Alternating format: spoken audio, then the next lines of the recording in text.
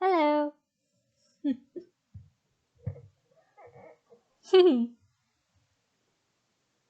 Alright, so I am back with Seduce Me to the Demon War and gonna continue with Matthew's route. Hi, how are you? Alright, so here we go. That's good. Matthew and I continued to walk down the halls of the castle until we arrived at the same ambassador room I had slept in before. I guess that was the room. The room was mine now. Oh gosh, can't read. I can't read. Stephen and Matthew looked around in slight awe. Whoa. Awesome digs. And how's the volume? I had to giggle at Matthew's surprise. It was almost like we had stepped into a hotel on a vacation, except this one was forced on us until the end of a civil war. It was mildly messed up, but it was a situation we had to deal with. Okay, that's good.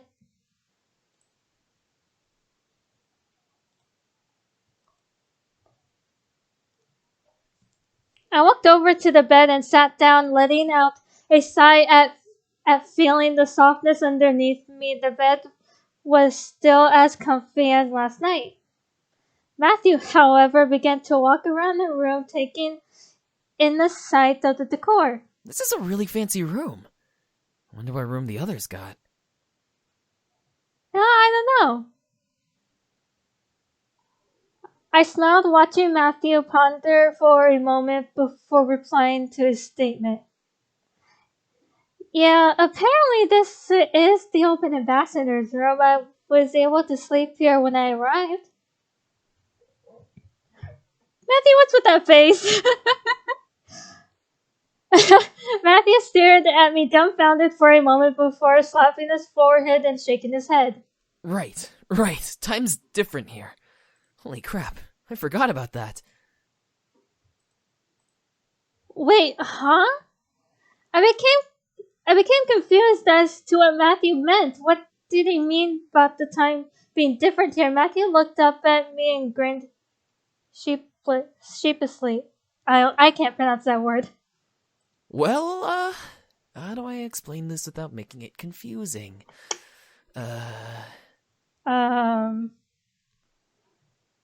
If I remember from playing the other two guys' routes, that we were gone from the human world for 5 hours.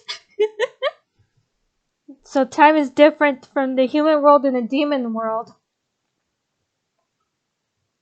Matthew rubbed the back of his head, staring at the fireplace before speaking. Well, you see, time moves faster here compared to the human world. Like, much faster. If I remember right, then I think the time difference is every 5 hours here is 1 hour there? Maybe? Wait, huh? So if I were here for a day, then Matthew took a moment to do the math before nodding and speaking again. Yeah, that's right. You were gone from the human world for about 5 hours. Damn. 5 hours? I was astonished. The time difference was really from the I can't pronounce that word. Prominent. I'm not. And a little disorient. Oh my God! Words. I can't speak. I can't pronounce words. Didn't that mean time moved faster here? I was getting confused, holding my head to try to unscramble my thoughts as scramble my thoughts as the collided. Wow, I can't. Matthew, however, rushed over to me and sat down next to me, hip to hip. Hey, don't worry about it, okay? We found you, so that's all that matters. Yeah. I could only nod before looking at the ground. It was a lot to take in, but at least I wasn't really missing for a day in the human world. However, I was going to be here for a week, so in accordance to the time difference, I would be missing for more than a day. How was everyone at home going to react? I could only hope that something was used as a cover to delay the wedding or the like. I looked up to Matthew, now a bit concerned. Huh? What is it? What happened when I was missing? Matthew frowned a bit and rubbed his head, running his hands through his fluffy hair as he spoke, staring at his knees. Well, when you didn't come with the rings, we got kinda worried and tried to call you. When you didn't pick up, we kinda panicked, but Irene and Iridessa decided to rush over to the house to see what had happened. Okay. They came back, saying you were gone. We pretty much scrambled to use our magic to wipe everyone's memories, reschedule everything, and use the time to find out what happened. Matthew pressed his lips together, most likely remembering what he felt during my absence. I felt bad, but there was nothing I could have done to stop it. Matthew shook his head and continued. I guess we have to thank Simon for finding you. Without him, we wouldn't have figured out what happened. Simon? Matthew nodded before stuffing his hand in his pocket and pulling out the infuriating stuffed animal. Simon blinked a couple of times before looking up at me and giggling like he usually did. Hold on. I accidentally had this turned down, so I'm going to turn that back up.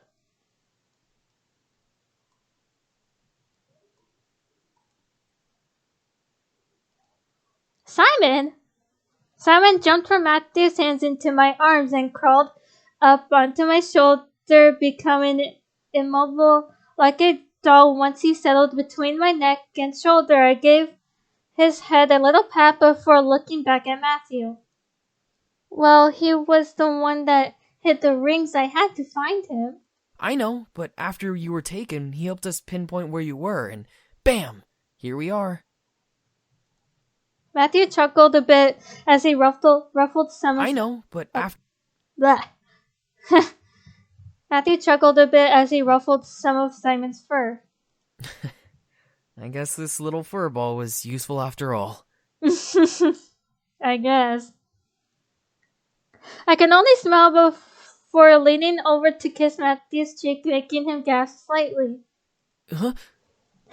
At least you found me. Soon we'll be able to go home and get married like we planned. It gave me a little hope to let the thought sink in. Despite the terrible situation we were in, we would soon be able to get home. I was positive we would win this war and everything would work out just fine in the end. Matthew seemed to agree, nodding as well with a smile. Yeah, we'll go home soon. Aww.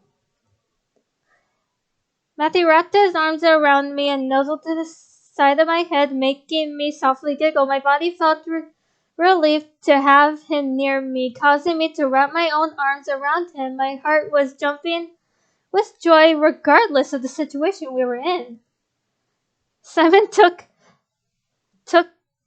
to the cue to hop off of my shoulder and quickly skittered across the floor and up the fireplace mantel, resting on it with the decor that sat upon it. Simon, you're adorable. Matthew, however, soon released me and fell back onto the bed, feeling its softness. Man, it's been so long since I felt a demon bed. What's the difference from a regular bed? Matthew grinned up at me and crossed his hands behind his head, lounging back on the mattress. Well, demons don't sleep in this world, so we get very comfy beds just so we can lay back and relax on. Interesting. Wait, demons don't sleep? Nah, we're too paranoid that people will kill us in our sleep. That's a fair point. That is a fair point. I don't blame you. Then how the heck do you function? Energy and food. As long as we have both, we can pretty much be awake 24/7. Interesting. The way that Matthew seemed relaxed about the whole thing made it seem like being here. A part of me was curious on whether or not he liked being in this world more than the human world, but I had to remember he went to the human world of his own accord. Besides, he was ready to marry me and live his entire life in my world. Matthew stretched and let out a groan before relaxing back on the bed sheets, letting out a small yawn. Oh, I'm tired. You want to hit the hay? I nodded, feeling exhaustion run over me, causing me to lie back and cuddle up to Matthew. Nuzzling into his shoulder, he chuckled before wrapping an arm around me. I love you so much. I promise we'll get home soon. Aww. I smiled, kissing his cheek before closing my eyes and drifting to sleep. Tomorrow was going to be a long day. Aww. However, as I opened my eyes, I found myself not looking at Matthew or in the bed, but I felt cold ground beneath me and something tightly around my neck. What the hell? I looked down, seeing my skin dusty and dirty, which only added more confusion. What was happening to me? I reached up and gasped once more as I felt a familiar collar around my neck. Again? Why, dude? A chain dangling from the front and running behind me. I instinctively grabbed the collar, trying to pull it from my neck, but as I did, something yanked the chain connecting to it, causing me to fall back, knocking the wind out of me. Ugh! I turned my head to the chain pull to see a familiar imp demon glaring down at me and gripping onto my chain. It was the same imp demon from the vision Matthew showed me when Diana came around, but how could this be? What the hell, bro? I quickly grabbed the chain and tried to yank it from his hands, waiting to be free, but found no strength to actually pull it out of the imp's grasp. The imp merely crackled. I can't read. Cackled and pulled the chain again, making me fall forward onto my stomach. Ugh! I froze. This was another dream. I could tell that Matthew was going to be the villain once again. My mind began to panic as I scrambled up to my hands and knees, looking around at the predicament I was in. What the hell is going on, bro? I was in a large steel cage. My chain hung out between the bars and the hands of an imp guarding my cell. I had no neighbors, nor did I hear anybody else in the space within me. This was definitely a dream, and I needed to wake up before Matthew came around. Who knew what he would do with me? This was a dream after all. I looked around the room, slowing my breath and trying to think logically. What could I do? The first thing was to do something about the chain around my neck. Then I could try and break the door down somehow and be free. Seemed like a good idea, right? Oh, shoot. I quickly grabbed the chain again and swiveled. I can't read. Swiveled.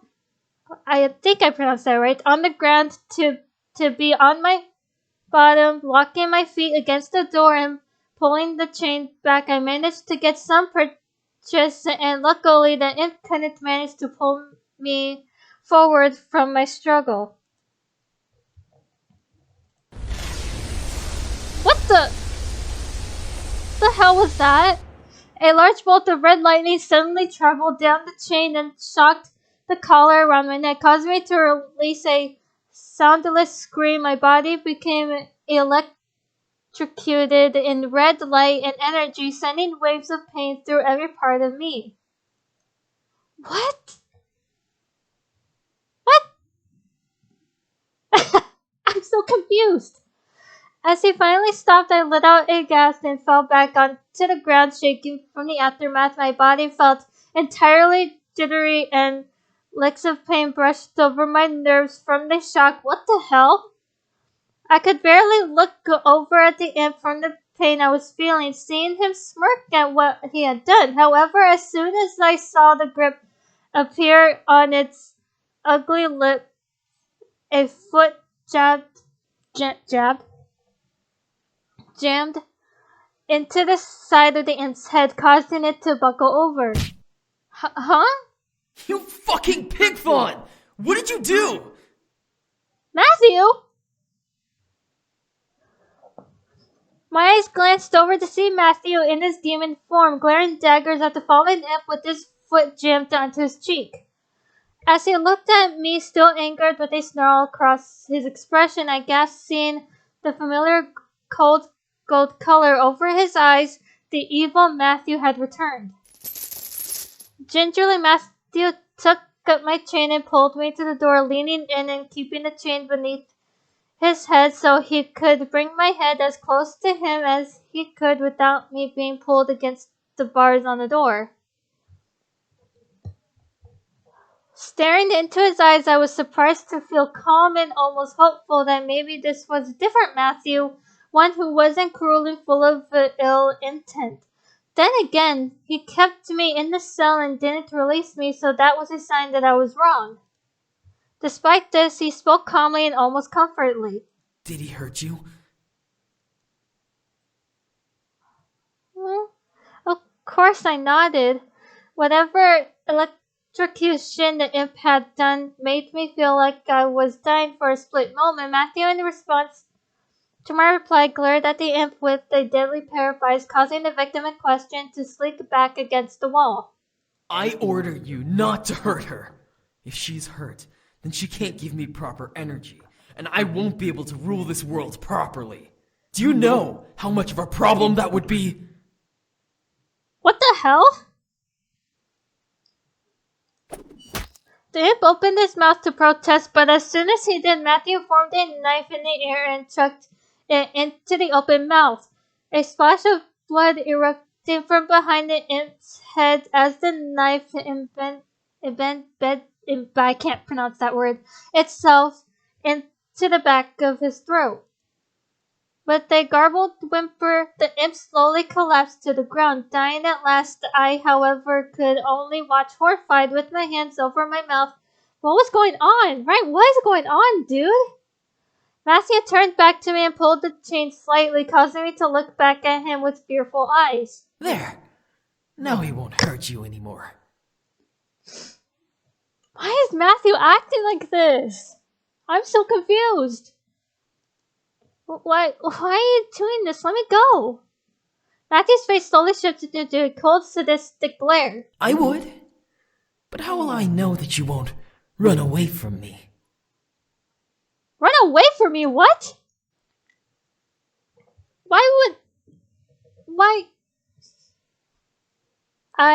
Okay.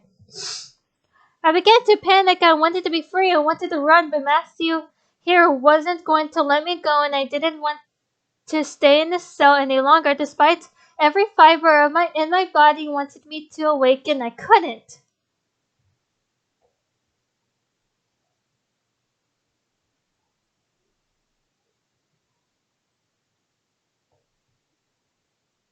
I promise I won't run. Make me your queen, or don't say anything. I'm like so confused at what this dream could mean. I'm like so confused, dude.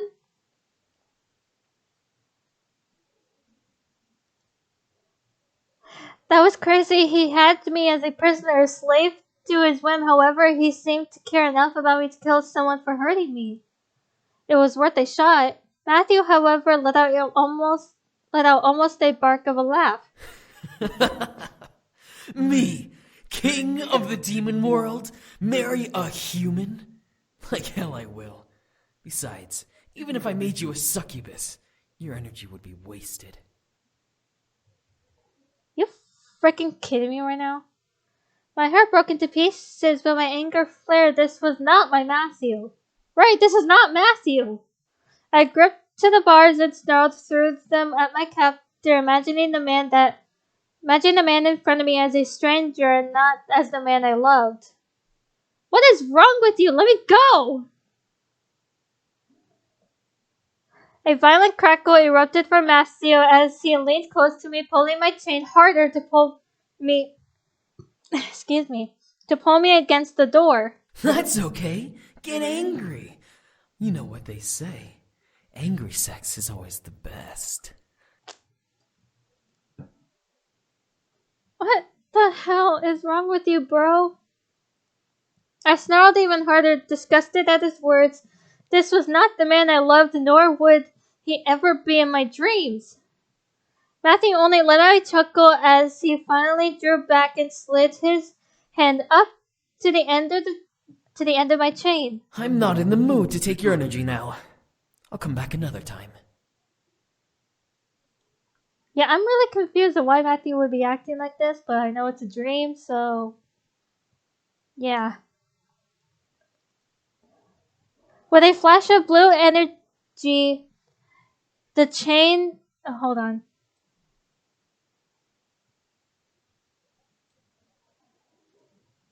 With a flash of blue energy, the chain in his hand vanished and reappeared above me, giving me enough slack to let me lie down, but only if I was directly underneath it. I grimaced and pulled at the chain, wanting to still be free from it, but but only heard the chuckle of Matthew's cruel how do you pronounce that word? Sadism, I can't pronounce that word, as he turned and began to walk away. You better be prepared when I get back. I've got a world to rule after all. Can't spend all my time making sure you're ready. What? A violent quake ran through my body and I began to struggle harder, making him laugh as he left the hall out of my sight. Let me go! Oh my gosh! I shut my eyes tightly, pulling and tugging as much as I could despite it being to no avail. I screamed once again, this time breaking the illusion around me and waking up at last. Let me go! I sat up, screaming through the air as my hands clasped themselves around my neck. My scream reverberated throughout the room, barely letting me notice Matthew falling out of bed beside me. Hey. I quickly looked over at the sound of a hard thump on the ground. Sorry, Matthew. Seeing Matthew's curly head peek out from over the side of the bed, his hand ran over his hair as a pain groan escaped his lips. Oh. Sorry. Oh my god, sorry. Ignoring what had just happened to me, I scrambled across the bed and slipped off the bed to kneel beside Matthew. Luckily, he wasn't badly hurt, but he rubbed his head, obviously disoriented from falling out of the bed. To add more insult to the injury, Simon had crawled down from the mantel and began to poke at Matthew with a mini knife. Thankfully, the knife wasn't actually sharp, so all it did was prod and poke at Matthew's skin without drawing blood. Simon! Simon! Simon, knock it off! Matthew flailed his arms, almost knocking Simon away. With his hand taking a hit, Simon jumped onto the bed and began hopping around on top of it as his own distraction while I looked to Matthew. I'm so sorry. Are you okay? Huh? Yeah. Yeah, I'm fine. Oh. Matthew grimaced, stretching his back and neck before shaking his head and looking up at me slightly blurry. What? How do you pronounce that? From sleep. Are you okay? Or did you have another nightmare? I looked down at the ground between us, remembering the nightmare I was trapped in. I could only nod, pressing my lips together, causing Matthew to frown. I'm sorry. Do you want a hug? Mm.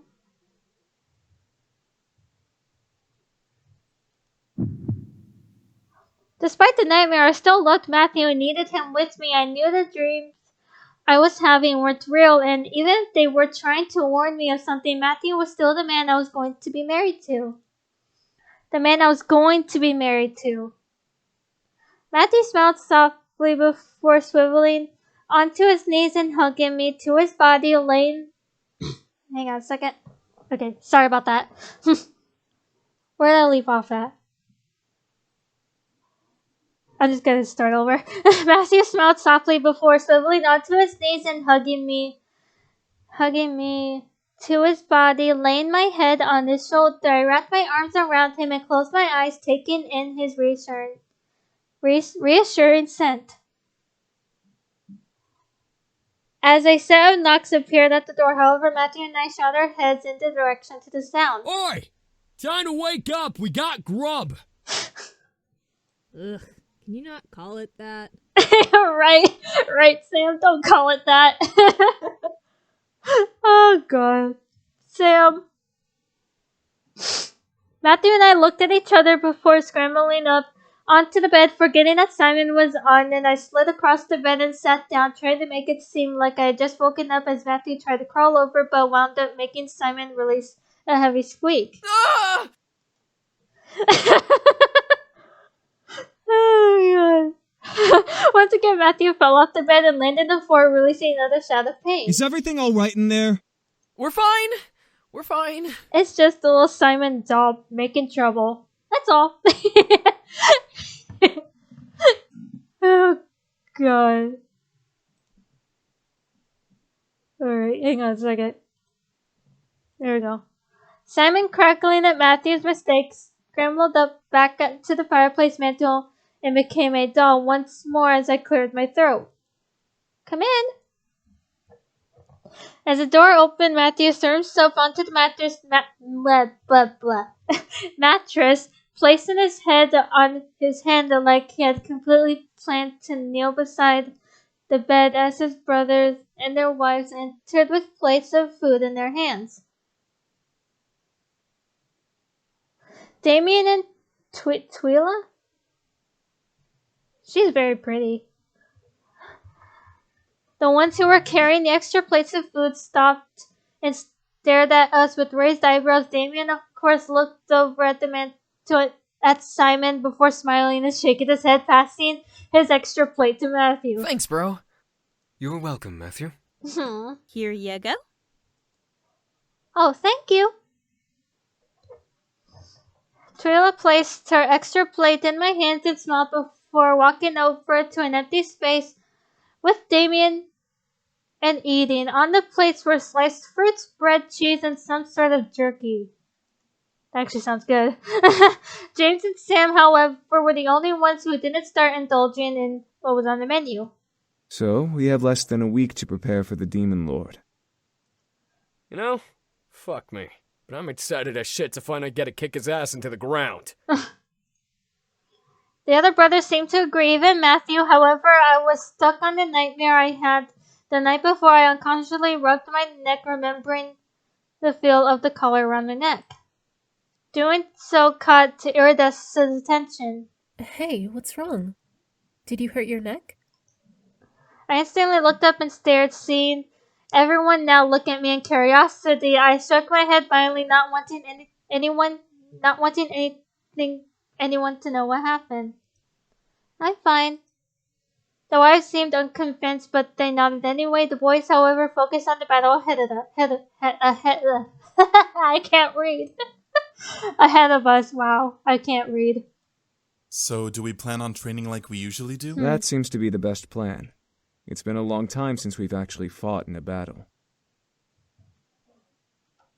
Have you fought in one before? The boys, despite the shame in their eyes, nodded slowly in unison. Part of us living in our father's castle involved receiving the occasional unexpected visitor. Holy crap, man. I remember one time there was this group that just stormed in and tried to take on the old man, but he sent James to take care of him. I'd never seen James so pissed off before. Huh. Interesting.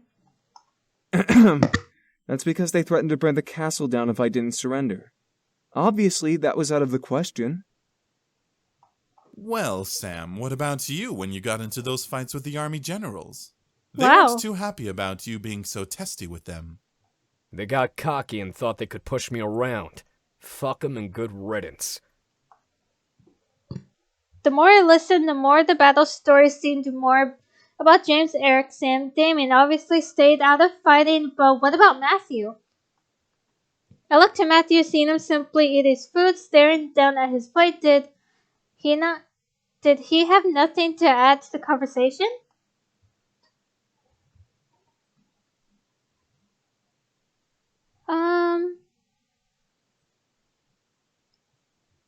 What about you, Matthew? Matthew looked up at me in surprise, a piece of jerky wedged between his teeth and lips. Huh? I fought back, giggling at the sight, but as everyone turned over and looked at Matthew, I relaxed a bit and waited. I was curious to see if Matthew had any stories of his own to tell. To my surprise, Matthew swallowed the jerky in his mouth and shook his head. No, I wasn't the fighting type. Never have been, really. Huh. My mind flashed back to him fighting Malix and how he managed to not only duck and dodge Malix's gun, but also make Swiss cheese out of the devil in question. Why would Matthew lie? Sam scoffed and spit to the fireplace, making us all look over at him. What a crock of bullshit, Pipsqueak. Bullshit! What the hell is that supposed to mean? The hell? Don't fucking play dumb with me. I remember you massacring an entire gang of Vince because they looked at your mom funny. I was the one who had to clean that shit up. I suddenly went wide-eyed at Matthew, who in turn stared right at me with a fearful frown on his face. He got into fights here? I guess it was expected of a demon to at least get into one fight in their life, but Matthew and massacre? No, it wasn't like that. It wasn't me. Like Are you hell sure, it Matthew? wasn't. Dude, shut up! Make me! Bro! I will! Enough, you two!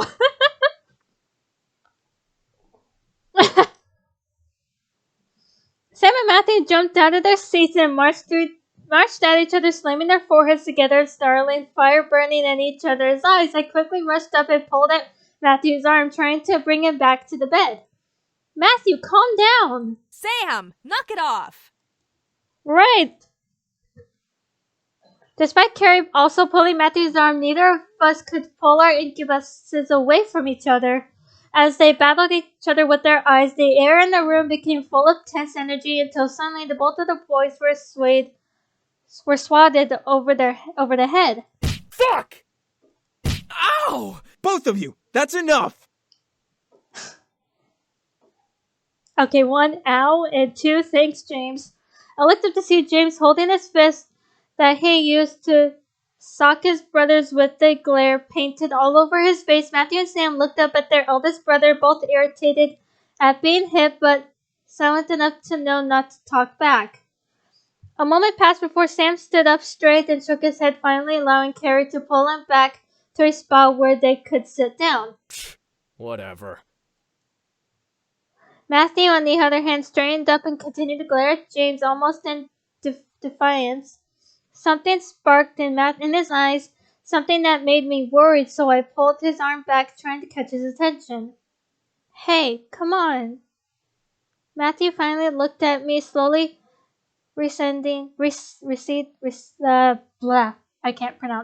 back to his normal gaze before nodding and rubbing his head over the newly forming bruise while sitting down beside me. Well, this is an interesting family reunion. Hi, Diana.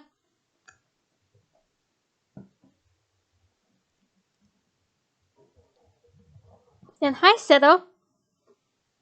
Oh, one thing I actually totally forgot when I was doing Diana's route. that we can also romance with Seto in Diana's route, so maybe sometime when I'm done with doing all the boys' routes, I might do Diana's route again, but this time try to romance with Seto as well. That's one thing I forgot to do. I didn't even know until after I did Diana's route, which is very interesting. So yeah, Diana's voice suddenly made all of us turn to the door to see her and Seto in the doorway with Diana leaning against the archway as she pushed off and stepped in. Seto followed and closed the door. Can we help you? Possibly, if you all want to survive this war and go home. Especially you, my dear. Diana looked over to me and crossed her arms under her bosom. What did she mean? Diana ran a hand through her hair and looked around the room, pressing her lips into a fine line. So, about all of you participating in the war, you all obviously need to train. Everyone nodded in agreement to Diana's statement. While we weren't battle ready, we still needed to at least know how to defend ourselves. Diana, however, looked at me. You, most of all. Huh? Me? I was suddenly confused. How come I was the odd one out that had to be ready the most? The last thing I remembered about me training was that Diana was against the idea altogether. Diana sighed and rubbed her temple. Apparently, there are guidelines to breaking this curse. Not only do we have to kill the Demon Lord, but you have to be nearby when it happens for the curse to even break. Huh. That makes no sense. Where did you learn this? Shadow. He spent the night trying to find alternative ways to break your curse. Unfortunately, we didn't find anything of the sort, but we found the guidelines to breaking it. Okay. Well, it still makes no sense. Even while it doesn't, it's still better to be safe than sorry. I Fair. don't want to kill him and then still have you stuck here because of an error. That's fair. I could only sigh and take it in, so I had to be there when the Demon Lord fell. Great! Diana waved her hand dismissively through the air, breaking my potential thoughts. Anyway, we can't have you dying on the way there, and we can't monitor you when we're in battle. You should at least know how to defend yourself. That's why we've come up with a solution. Huh? What solution? Simple. The other rebel leaders and Sarah have agreed that if you'd like a trainer to enhance your abilities, you can train with one of them. Okay. I stare, seeing Sarah step forward with a nod. Each of the leaders is proficient in a different area of magic and battle strategy, good enough for self-defense. I can't speak for the others, but I can assure you that with Sarah's skill and training methods, you will be well prepared by the time the siege arrives. Alright. Seto nodded and bowed to me slightly. While I was flattered at the idea, did I really need a trainer? I knew Taekwondo and I at least knew how to defend myself, demon or not. Then again, we were in the demon world where magic was the norm.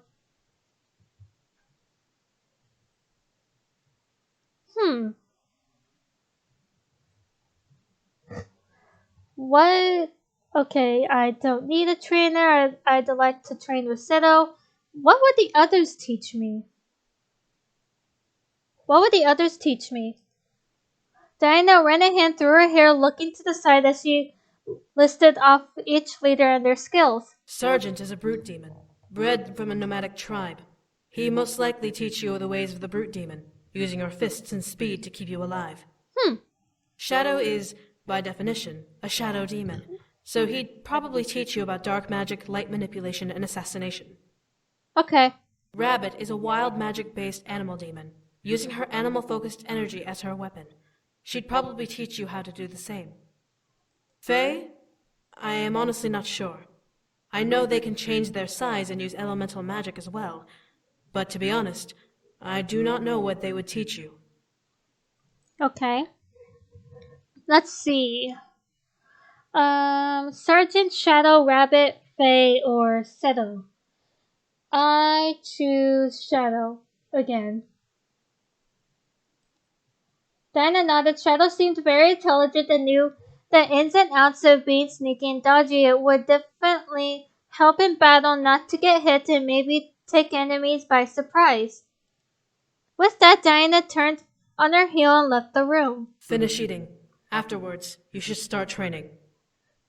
Alright. Everyone in the room nodded their affirmation as Diana and Settle left. Well, it looks like we'll be busy for the next couple of days. This'll be fun. Man, training's gonna suck. It'll be worth it, though. Damien's right. Right. As we all finished eating, everyone left to either train or do things on their own. I left to start my own work, determined to be prepared for what was to come. The Demon Lord wasn't going to win. I wouldn't let him. Choosing Shadow defied almost every part of my moral compass. He seemed like a fantastical sociopath, lacking a care for anyone but the warden himself. Still, I had to admit his personality made me curious about his abilities. After all, he was the one that almost sent me back home through Diana's shadow.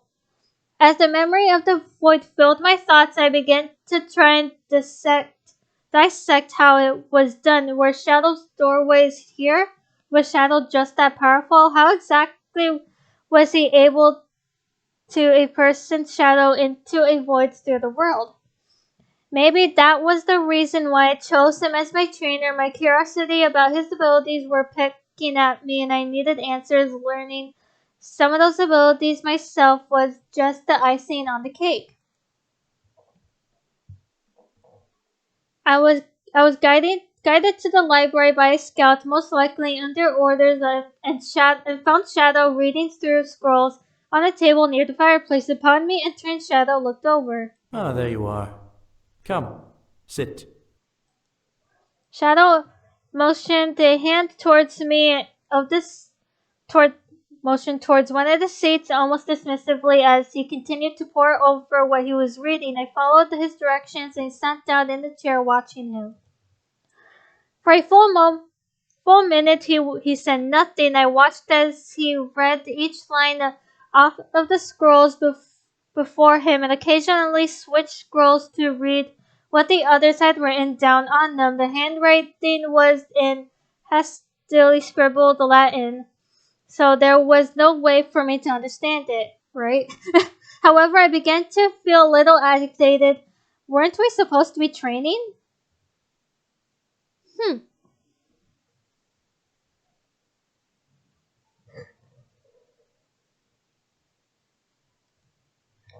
I decided to simply stand up, hopefully to catch his attention. However, as I attempted to, I felt myself unable to push off against the chair like I was stuck to the seat.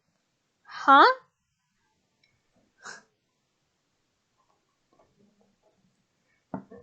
I looked down at the chair I was in. It was a simple chair. How was I stuck? I wiggled a bit in my seat. Nothing that I wasn't sitting on anything sticky, nor was anything keeping me down physically. What the hell? I attempted to stand once more, unable to move any further than a centimeter up from the seat before needing to sit back down. Do you understand now, human? I looked up at Shadow, seeing him continue to visually ignore me, but noticed a small smirk on his lips. He was holding me down somehow. When you can stand, we will begin. It's a test. My eyes widened. This was a test. This was an unfair trap of the test that I fell into, and now I had to find my way out. I had to figure out how he was trapping me to the chair and stand. This was going to be an adventure and a half. I looked down and around my body in the seat, seeing my shadow beneath me. It was pretty obvious that he was using my shadow to hold me down, but the question was, how was I going to break its hold? I took a moment to let my thoughts dissect the problem. He was holding me by the shadow. He had to have been. It only made sense if I somehow made my shadow disappear. Then his hold would vanish along with it. However, how was I going to do that? My shadow was beneath me, formed by the shape of my body and the firelight. Then it hit me, the firelight. I looked at the fireplace, seeing it burn bright from the fire within its mouth. It illuminated the room and gave every person and object a shadow. As I stared into it, my plan became set. I smirked as I gripped the armrest and planted my feet onto the floor. I pulled the chair up onto one of its legs, pushing off the ground with my foot and completely turning the chair around, facing away from it. My entire body became covered in shadow, but I knew my plan had worked. I no longer felt a hold on me, keeping me in the chair. My shadow vanished into the dark in the new darkness around me. I quickly pushed off the chair, finally being able to stand. It seemed so free to be able to stand again, having been trapped in that chair. As I felt my body standing up straight, shadow let out and impressed him. Quicker than I anticipated. I glared. Did he honestly think that little of me? Seriously? I had to stare at Shadow like he had 5 heads. As he turned to me, he smirked at my facial expression, causing me to fight back the urge to snap at him. I had to see how intelligent you were. I'm not going to waste time on someone who doesn't know how to use their brain. Okay. Despite the insult, I could feel that he was underhandedly complimenting me in some twisted way. I guess what I was able to pull out of his statement was that I was smart enough to fend for myself. I could tell this was going to be both an annoying process, but at least an interesting one. Shadow shook his head and stepped away from the table and towards me. He gripped the chair I was on and turned back around to face the fireplace before crossing his arms. What I will be teaching you are mere basics of dark magic. You will be able to hide in plain sight, control your environment, and even defend against impossible odds. I expect you to use these abilities wisely.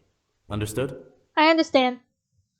I suddenly became excited I would be able to do all those things. The idea of it all became rather fascinating and outright too good to be true. However, I was in the demon world. Anything was possible.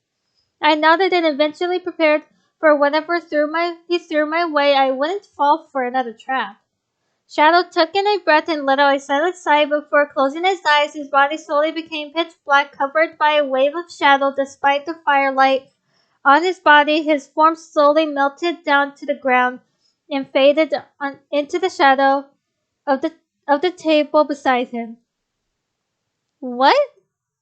I became confused, but as I stood for a moment, there was only silence as a reply. Was this what he meant by using my brain? I had to copy him. How did he even do that? How was I going to even start trying? You're not going to tell me how you did that, are you? I was once again greeted with silence, making me let out a sigh. I had to figure it out. I replayed the spell in my head from memory, trying to discern how he made himself into a shadow. Maybe I had to think about becoming a shadow. Did that even make any sense? I closed my eyes and tried to imagine darkness covering me. As stupid as it sounded, it was worth a shot. However, as I did, something in my nerves seemed to make me hesitate. I could feel a sense of feeling of cold dread try and take over my body as I thought about the darkness. Was this something I was supposed to feel? I felt suddenly scared and started to second guess my desire to learn about dark magic. Why are you hesitating? I heard Shadow's voice rumble through the air, causing me to question the training. Did I want to go through with this?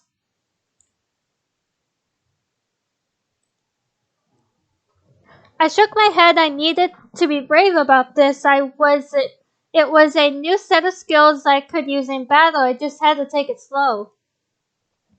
I closed my eyes again, took a deep breath, and focused on becoming a shadow. A cold feeling ran through my body, crawling over my skin and completely enveloping me in its embrace. Soon my entire body had become surrounded in frozen numbness. Excuse me. As I opened my eyes, I gasped at the sight. Shadow was once again in front of me, but the room around us had become visually dark and misty, like I was in another world. My body felt light as I stepped towards my trainer in confusion. Shadow lifted an arm and gestured dismissively around us towards the environment. Welcome to the Shadow Plane. Thank you. The Shadow Plane? Indeed. Think of it as a copy of the real world, but no one lives here except shadows. Okay. I furrowed my eyebrows, still confused, but gasped as I heard quick footsteps rushing outside of the door. I was shocked to see demons in black hoods and cloaks running back and forth along the hall. What the hell? Those are my scouts. They use this plane to travel without being hindered by other beings. They're much quicker this way. Interesting. I looked at the ground, seeing it coated completely black in darkness. How was I able to be here if it was a new plane? I thought I was trapped in a demon world. How can I be there if I'm cursed? This plane is part of the demon world, so the curse does not affect you coming here. We are currently shadows of the real world, untouchable and barely traceable. Okay. I nodded, taking in what he was saying, so I was able to roam around now and not be seen. That was an interesting power. Shadow began to walk out of the room, ushering me to follow him. Come. You will see the benefit of this world in action. I quickly followed, excited to see what we were going to do. Where would we go? What was he going to show me? Shadow and I walked quietly through the hall. I could faintly see the outlines of people who were not in the Shadow Plane and become shocked to see Shadow simply pass through them as if they weren't there. As a couple of people passed through me, I felt instinctively strange but physically felt nothing. It was like I was a ghost. We truly were shadows. That would be a shocker to see. As we arrived at the war room, Shadow stopped me and peered inside. I crouched and looked through the door as well, hiding out of instinct. Hey, Diana. Inside were Diana in a person covered by a cloak. Diana's face painted the situation's emotions very clearly as one of agitated towards the girl who stood before her at attention. Shama, I understand that he didn't accept it, but where did you take it? I was told to throw it away. Your master told you to throw it away? As I said, ma'am. Diana gazed at the hooded figure, bearing her stare into her soul. However, Diana could only sigh. What was Diana asking about? What did the figure throw away? Very well. You are dismissed. The demon bowed and left the room, passing through me and Shadow. It still felt weird that people were able to go through me, but I shook it out as Shadow cleared his throat. Scare the succubus. What? Oh yeah, to scare Diana. I looked up at Shadow, surprised as his demand. However, his cold gaze pierced back into mine, letting me know that he was serious about what he had asked me. I instantly became nervous and a little fearful. I had to scare Diana. How? The idea of appearing behind her came to mind, but Shadow seemed to know what I was thinking. Scare her from this plane. Okay. Now things became complicated. This was a space where I was just walking through people. How was I going to even face her in this world? I looked into the room, taking note of everything. The light in the room was pretty bright. Her shadow was cast against the wall, mimicking Diana's actual movements. Was I able to do anything with that? What about the light in the room? Was it possible to dim the lights like a ghost? It seemed a bit complicated, but it could be fun. I took a moment to think before deciding. It seemed like the most simple plan, so I decided to go through with it. I quickly rushed in and hugged the wall next to Diana's shadow. With a closer view, the shadow seemed almost as detailed as the real person. Every strand of her hair had a pigment of darkness. It was kind of cool the more I stared, but I had a job to do. I focused on her head, noting the horns pro, pro, I can't pronounce from it. The shadow made it look like she had ears. Fairly cute. Maybe that could do something. I raised my hand, ran my fingers along the horns of her shadow, hoping to grasp it somehow. Suddenly, I shot my head at Diana as she released a moan. She bent over the table, gripping the horn. I caressed her shadow with a slightly shaky hand. What the hell? Did I do that? Diana looked around, her face as red as tomato. Were her horns a weakness? I grazed my fingers along her shadow against over her other horn out of curiosity. Diana gripped her other horn and bent over further, hiding her horns in her shadow. Damn! However, I became mildly excited I could touch her without touching her. This made no sense, but it was working. I could only guess that this was a power of shadow demons.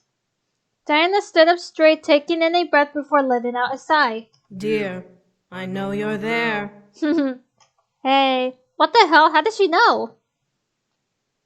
As Shadow twitched to the real world, I felt my body force itself back as well, like I had run out of energy. I finally felt warmth consume my body, making me feel dizzy and lightheaded.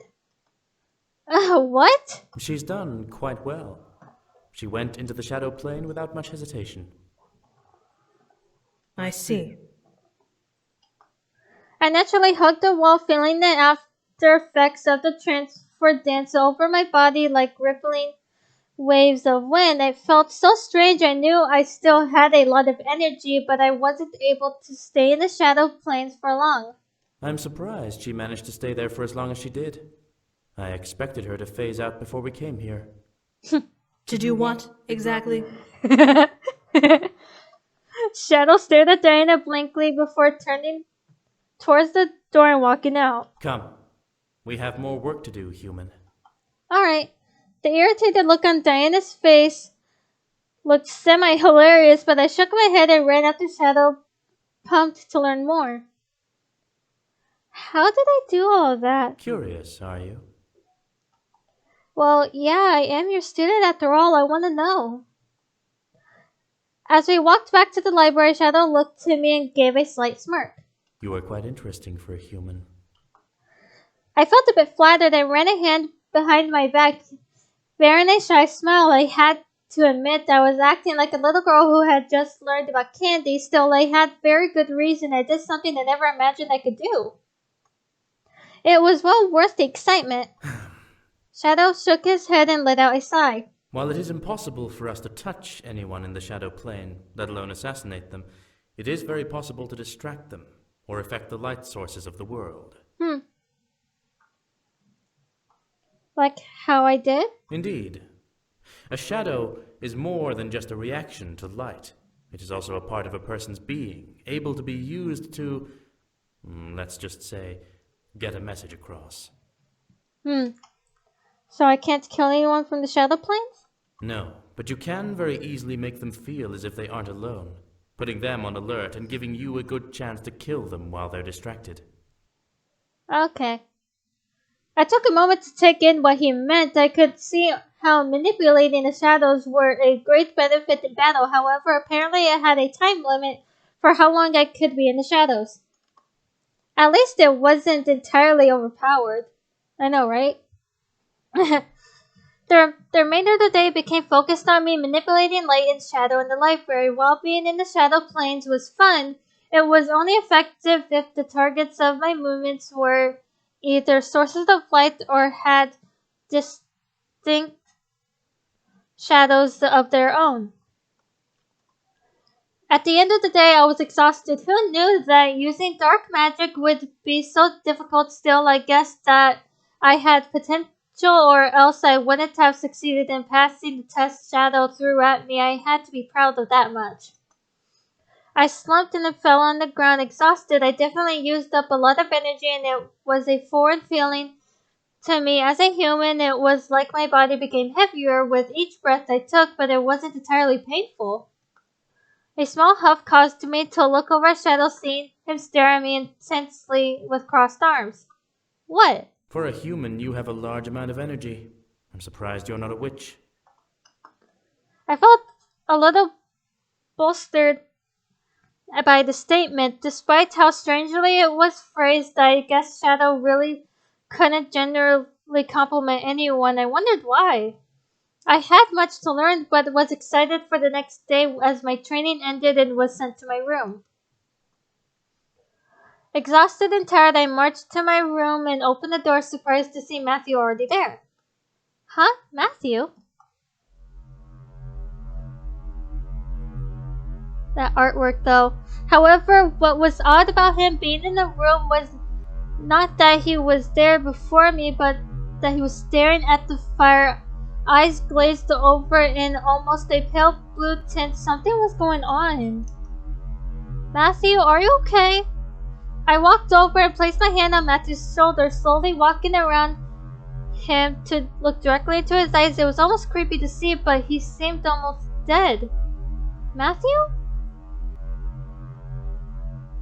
What the hell's going on? I gently shook his body, trying to snap him out of whatever trance he was under, but gasped as I spotted a blue ring around his neck. As I did, the air around me became colder and a little darker. What was going on? Panicked, I looked around, trying to pin down what was causing this. Hi.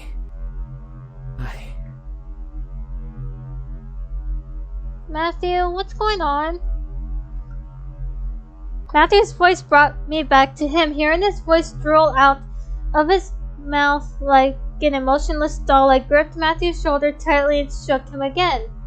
Matthew? Still nothing. What in the hell, dude?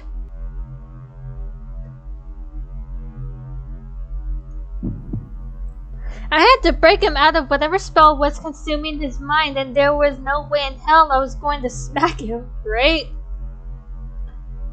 Instead took his head into my hands and pulled him into a kiss, locking lips with him and shutting my eyes. I didn't understand what made me do this, but I was determined to make it work.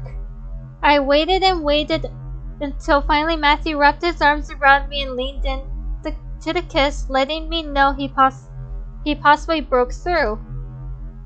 I opened my eyes slightly to see his... Oh my god, that actually freaks me out a little. What the hell? Oh, my heart, I can't. I opened my eyes slightly to see his eyes closed, but his arms around my waist were secure and loving, just like how I remembered. As I slowly pulled away, Matthew opened his eyes and revealed their lovely ocean blue color, perfect. However, his cheeks were a lovely contrast of red. Hi. I smiled a bit, giggling. Hey, what happened? Are you okay? Yeah, I'm fine. I was just looking at the fire. It's pretty warm. Every part of me didn't believe him. Then again, something was wrong and maybe Matthew was becoming a victim of it. I frowned and cupped his cheeks, making him lean into it slightly. Are you sure? You looked like you were possessed. Matthew furrowed his eyebrows, unsure of what I meant. Did he really not remember? I now became concerned, just desperate to know answers. Why was he acting so strangely? Yeah, what's going on with you, Matthew? Matthew took my hands in his and held them gently, rubbing his thumbs over the top of my hands. Hey, is everything alright? I almost glared that was what I had asked him. I wasn't crazy. I knew that something was off and I had to try and figure out what. I squeezed Matthew's hands instead. Matthew, I'm serious. You were staring at the fire and your eyes just looked glazed and stuff. Pressing his lips together, he looked down, trying to discern what I meant. As if he didn't do what I had suggested he did. I pulled his hands, now worried, didn't want him to assume I was making things up. You believe me, right? Matthew stared into my eyes, reading them as he nodded. I do. I do. I don't know how to respond. I mean, I don't remember being in a trance. That's odd. What? As he said that, however, he suddenly curled over and held his head, hissing in pain. Matthew! Matthew! Quickly, Matthew collapsed onto his knees and gripping his head, digging his fingers into his hair. As I followed him down, now I knew for sure something was definitely wrong. I cupped Matthew's face, trying to read his expressions and trying to figure out what was wrong just from the sight. Matthew, you okay? A moment passed before Matthew let out a gasp of a breath, opened his eyes wide and panting for some fresh air to enter his lungs. His eyes painted his fear as if he had just encountered a nightmare within the moment that passed. Matthew, what happened? Matthew wouldn't speak, furrowing his eyebrows and shaking his head. I heard someone calling to me. Calling to you? For a moment I believed it to be his mother. Maybe he was hearing what I heard in the human world, but why didn't I hear it anymore? It made no sense. Matthew shook his head and gritted his teeth. It sounded like my mother. But how could she... Okay, I'm so confused. I took Matthew's hands and held them to my chest, catching his attention. Hey, let's go ask the others about this. It's not too late to go talk to them. Matthew suddenly shook his head and took his hands from mine, grasping my shoulders. It's all right, really. Are you I sure? don't need their help. We can figure this out on our own. Are you sure? Matthew. I had a really bad feeling about the situation. Matthew was getting put in trances, then getting headaches and hearing his mother's voice. Why was he so reluctant to get the help from his brothers? Oh my gosh, dude. Insist or... Okay. Matthew seemed adamant. I swallowed my nerves and nodded slowly, taking in a breath and letting out a sigh. Matthew leaned forward and kissed my forehead, thankful that I was willing to trust him. However, trust wasn't the issue. I trusted Matthew very much. What I didn't trust was whatever was trying to influence him and hurt him. I didn't just want to leave this in the dark, and I didn't want us to hit a wall with this that could potentially hurt Matthew more or make him do something even more odd. I grimaced before standing up, helping Matthew up. Come on, let's head to bed. Matthew nodded, agreeing that right now sleep was something we probably needed. I led Matthew to the bed and helped him in, cuddling up to him and laying my head to his shoulder. Matthew? Yeah? Are you sure you'll be okay? I'm sure. I promise. I'll figure this out in no time. Alright. I nodded once more before closing my eyes. I had to let him try. If all else failed, I could go to the others for help, but not unless it became dangerous. Right. Unless it became dangerous, then we'll get the others. Still, something felt wrong about this entire situation. First, there was something wrong with me, but now there was something wrong with Matthew. We had the wrong luck. I expected the night to take me away into the world of slumber, but was quietly woken by Simon poking my side with his knife. Simon? What? Simon? I looked down to my side to see Simon waving his arms and poking at the door, revealing it to be partially open with a familiar red eye peeking through it. I stared, suddenly wide-eyed, but Diana didn't move from her spot, knowing I spotted her. Did she want me to go over to her? Simon pulled at my hand, wanting me to go, so I snuck out of Matthew's arms and crept to the door, causing Diana to back away from it and give me space needed to leave the room. Diana? Is everything all right? Where was this coming from? I furrowed my eyebrows. What do you mean? Diana pressed her lips together and looked into the room for a moment before looking back at me with a serious expression. I was doing my usual routine around the castle, and felt somewhat of a disturbance in the air, like something was trying to make contact with someone here. It was a weak wave, but... But I stared surprised. Someone was really trying to contact Matthew. I became overjoyed to know that it was simple enough. Diana tilted her head at me, seeing my expression. What? Did something happen? Before I opened my mouth to speak, however, Matthew's plea echoed my head. He wanted me to trust him. If I told Diana, I'd ruin his trust for me. I merely bit my lip, shaking my head. No, I'm just surprised is all. Diana raised an eyebrow at me, but I didn't budge. I didn't want to be the one to say anything until Matthew needed me to. Despite them fighting against every moral code in my body, I had to put some trust in Matthew. Eventually, Diana nodded before turning to leave. I apologize for disturbing your sleep. Please, have a good night. Alright. Before we continue, I'll be right back. Alright, I am back. Let me get comfortable first. Ugh. Owie. Alright.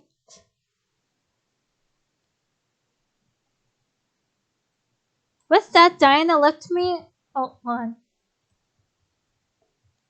Put that there. Okay.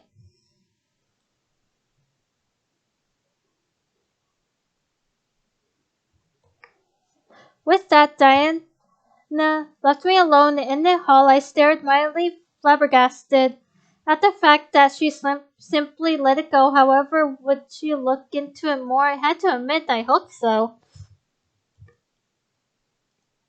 I returned to Matthew's arms that night, hoping that everything would be okay. It would be okay for now. The morning was unkind as I woke up and yawned, feeling drowsiness still tried to consume my mind, then force it back to sleep. However, I had the train today, and so did Matthew. Speaking of Matthew, I rubbed my head to see Matthew rubbing his eyes, waking up alongside me. However, his grumble let me know that the night was not kind to him. Is it morning already? I nodded and gently leaned down, kissing Matthew's forehead that seemed to lighten his mood as a happy smile danced across his lips and let out a happy sigh. Good morning. Morning. I smiled as I hovered over Matthew's face, seeing his beautiful blue eyes gaze into my eyes through the blur of sleep. With a sweet, infectious smile, Matthew reached a hand up and cut my cheek. You are so pretty. You know that? I fought a blush creeping up on my face. The way he said it so casually made my heart flutter and had me forgetting about the world around us. It was like we were in our own little universe for a short moment of time.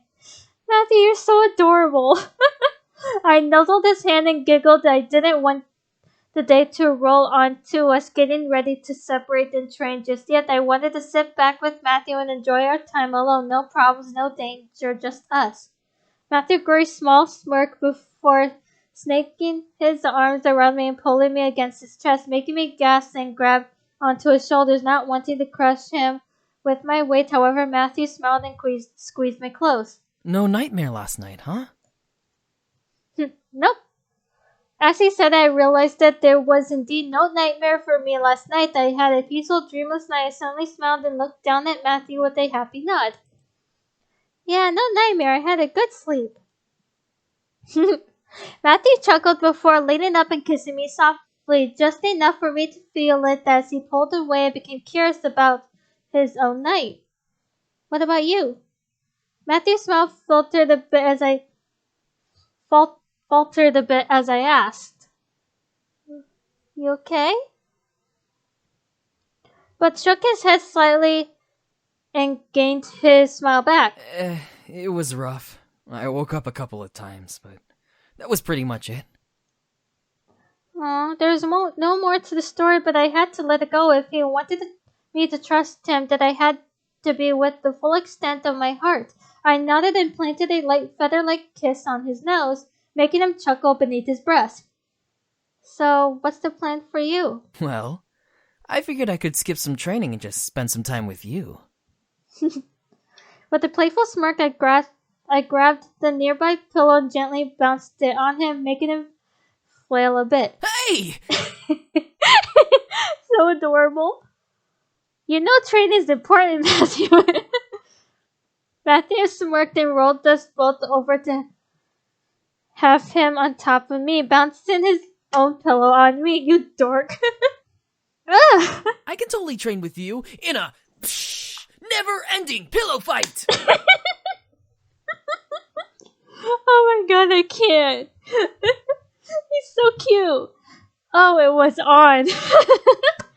Oh my god, you are so adorable. I quickly grabbed my pillow and swung it at Matthew, landing on target and causing him to roll off at me. With a grin, I arched my body in the opposite direction, hoping to land another hit on him, but Matthew quickly ducked and swung his pillow at me, hitting me with a soft, fluffy impact. Gotcha!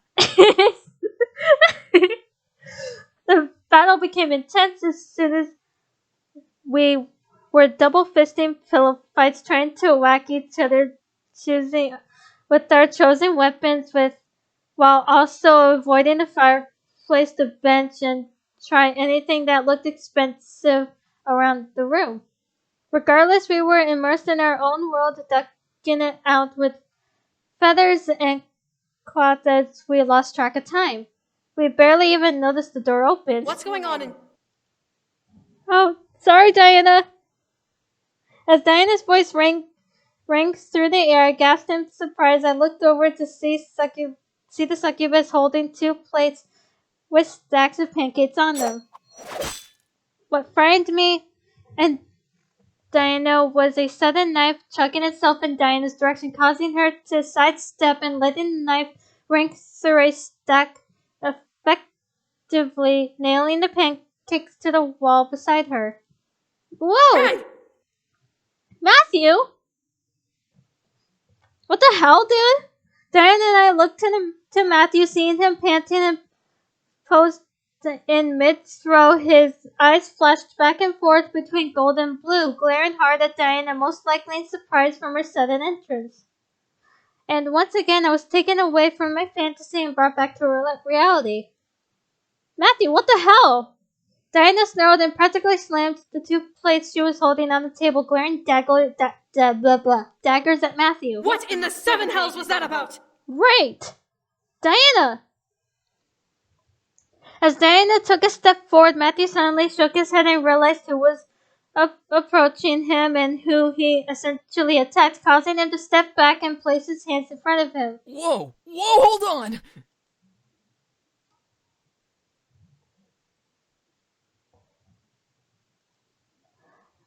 I quickly reacted, not wanting Diana and Matthew to start fighting. Besides, Diana took us by surprise. Matthew couldn't have known. I rushed over and placed myself between Matthew and Diana, holding my arms out to stop her. Diana, hold on! Diana stopped and glared down at me, now turning her frustration towards me. What? I opened my mouth to speak before Matthew rushed around me and pressed his hands together, bowing his head. I'm sorry. I didn't know it was you. I thought it was an attacker and... An attacker in my home? They would be dead before they even set foot through the gates! I looked to Matthew, seeing him grit his teeth and press his hands together hard, trying to gain some form of forgiveness from the succubus who seemed to want his throat cut open. Diana snarled quietly before slapping his hands away and gripping his chin, making him stare up at her. The next time you dare to attack me will be the last time you feel your heart beating in your Diana! chest. With a threatening scowl, Diana pushed Matthew back away from her, causing her to turn away and walk towards the exit of the room. I, however, rushed to Matthew, catching him before he tripped on his own feet. Eat, then get to training. Don't waste time. Diana finally left, leaving me and Matthew lost in our own space once again. This time, we were awake and aware of what was going on, mildly ashamed of what the delusion we placed ourselves in before the sudden surprise from Diana. Matthew rubbed his head, looking to the floor. Man, I really screwed up. Matthew?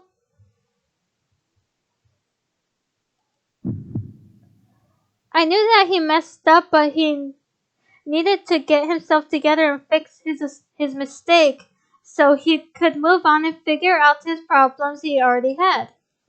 I wrapped my arm around him, nuzzling his shoulder. It's alright. I rubbed his shoulders as he rested his forehead against mine. How the heck do I deserve you? I merely smiled and kissed his cheek. Because you love me and I love you? With a chuckle, Matthew kissed my cheek in kind and nodded. Right. Matthew and I turned to our breakfast and ate what we could, with Matthew taking the plate. He managed to attack the pancakes, almost slipped off the knife that was still embedded in the wall, causing Matthew to run and catch it in his empty plate. He didn't eat it and merely left it there, avoiding it like it had some sort of poison in it. We eventually separated the train, letting the day roll. As soon as I arrived at the library, the train, I stopped when I heard Diana's voice erupt from it. Where is the flower? I believe you were already informed as to what happened to it. Do not tell me you are blind to its significance. I peeked into the room, confused to what was going on. Diana, with a face full of irritated anger, leaned against the mantel of the fireplace as Shadow pored over his scrolls, as he usually did. He didn't even look at Diana as he spoke, disinterested in the topic of the conversation. It wasn't needed for the gate spell, so it was deemed unnecessary. It was tossed out as a result of that judgment. You do realize that flower is one of very few out there in this plane, correct? And this should bother me. Why? I could practically cut through the tension in the air with the knife. The way that they spoke to each other spoke volumes of their disdain for one another. Why was that the case, though? They were working for the same case? Diana almost snarled, which surprised me. It should bother you, because as consequence of your thoughtless action, I am putting your scouts in charge of finding another. And why would I allow this? Ooh! I watched as a dark purple and black flame slowly emanated from Diana's body, causing Shadow to look over, strained up, and take in the sight. Because while you are their commanding officer, I am the head of this entire rebellion, and my orders outrank yours. Okay. Diana glared hard at Shadow, but I could feel the intensify. Wow, I can't read. Intensity of her glare from the doorway, making a hard shiver run up my spine. Where did this Diana come from? I recognized her tone, but didn't want to imagine that this was the real her. As Shadow finally sighed, the tension died a bit. As you wish. Another will be found without delay.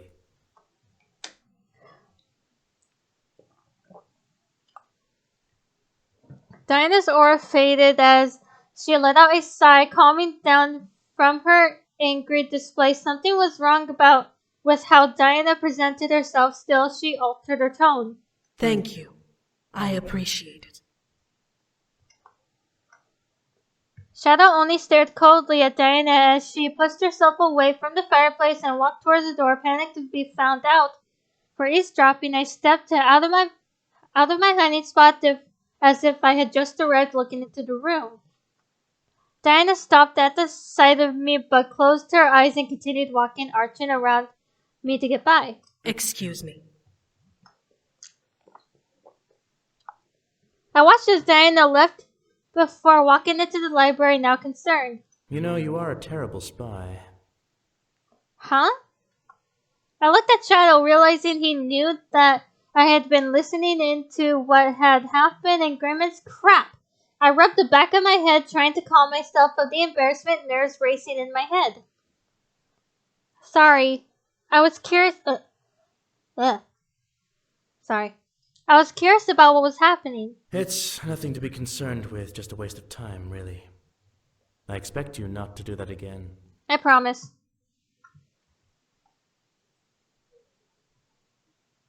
Where'd my mouse go? Okay, there it is. It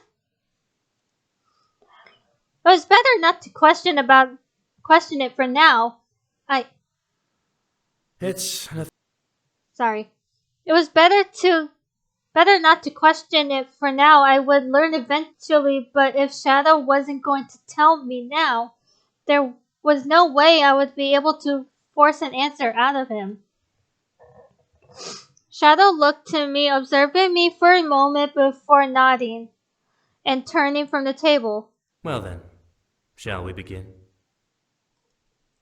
I nodded, prepared to face whatever he had in store for me. What took me off guard was someone coming up suddenly behind me and placing a knife at my throat.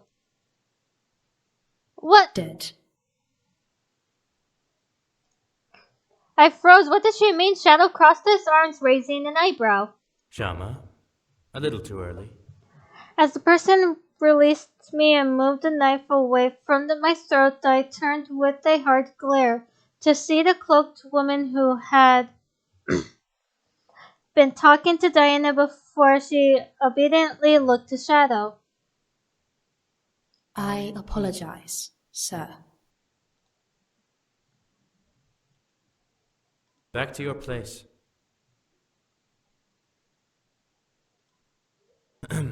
Shama bowed and quickly formed herself into a shadow, fading into the ground. I instinctively began to follow suit, but Shadow cleared his throat. Pay no mind to that.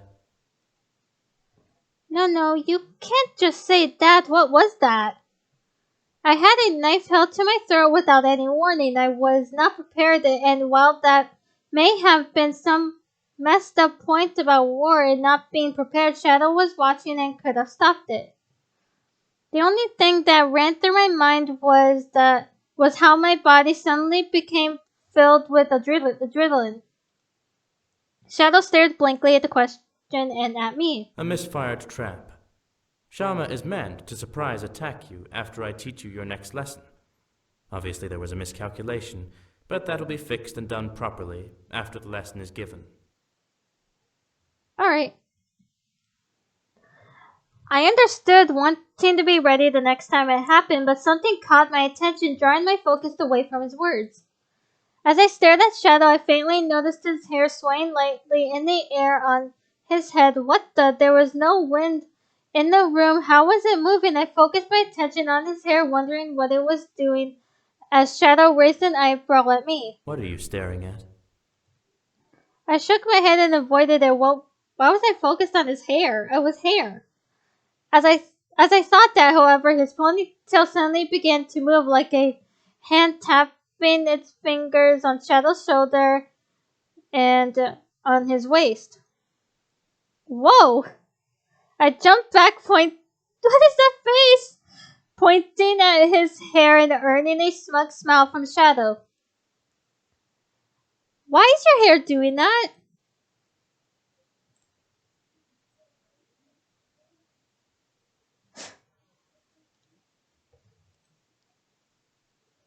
As Shadow suddenly glared at me, I tensed up. Are you more interested in the hair or in your training? Sorry, Shadow. I kept my mouth shut. I wasn't going to get anywhere by getting distracted, just like with my curiosity with Diana. If this was another lesson, then Shadow was teaching me properly. Still, my curiosity pecked wildly at me, wanting me to desperately ask about it.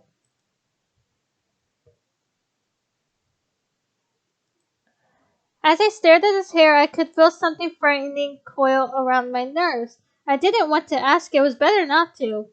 Sorry, I'll pay attention. Shadow nodded, rolling his shoulders and forming a pure pure black dagger in his hand. As he looked at me, I understood what he wanted me to do. Having watched his hand carefully, he was not one to actually talk me through anything. I focused on my hand, trying to imagine a dagger forming within it.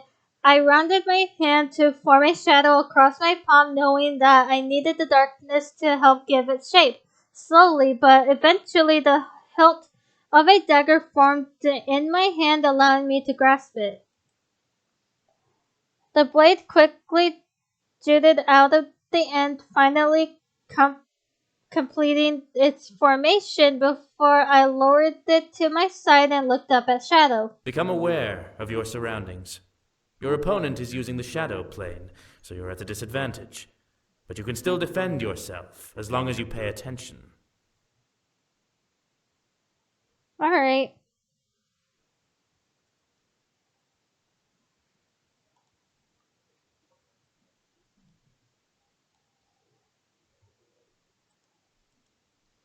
That was why my attention was so important. I mentally wanted to slap myself for letting my curiosity take a hold of me. Now was not the time to mope, however, I had to focus.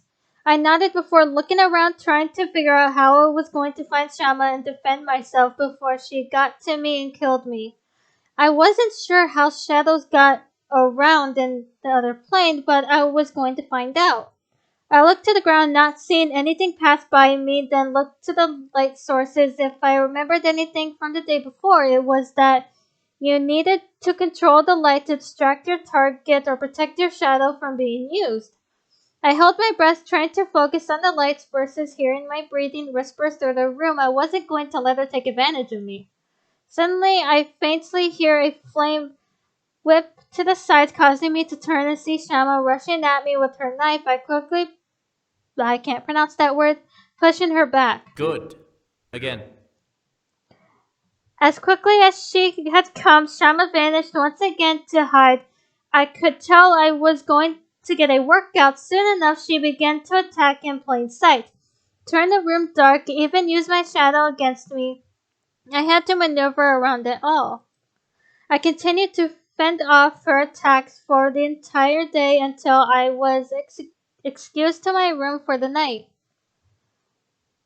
Well, that was fun. Alright, hang on a second, guys.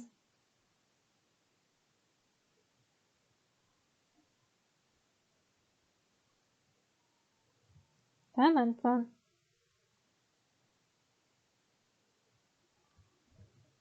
Alright, there we go. I slowly padded back to my room, tired from the day. I needed rest and I needed the comfort of my bed and Matthew's arms around me. As I walked in, however, I took in a sight I did not expect to see. Matthew held Simon in a full-body chokehold, crushing his body like a stress ball, and glaring hard into his beady red eyes. I'm gonna rip you apart! Matthew! I rushed in and grabbed Matthew's hands, prying them apart and letting Simon slip from between them onto the ground. Simon let out a squeak before running out of the room. Matthew, still for some reason enraged, took a step to follow him before I slammed my head on his shoulders. Get back here! Matthew, stop! I gripped hard on Matthew's shoulder, causing him to turn to me and letting me grab onto his other shoulder. As I got a good look into his eyes, I gasped at the sight. His eyes were full. Excuse me. His eyes were full of rage and anger as he panted in place. Whatever Simon did really made him go off at the edge, or something was influencing him again.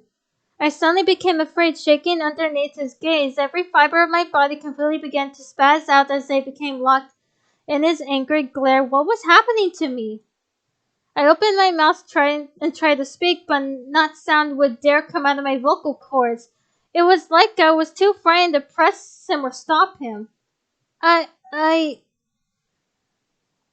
Matthew continued to pant for air and stare at me, something in his mind slowly melted, causing his eyes to slowly widen in realization at what he had done and what he was about to do to Simon.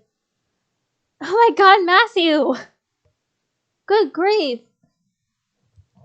The strange hold on my body faded away as his muscles relaxed.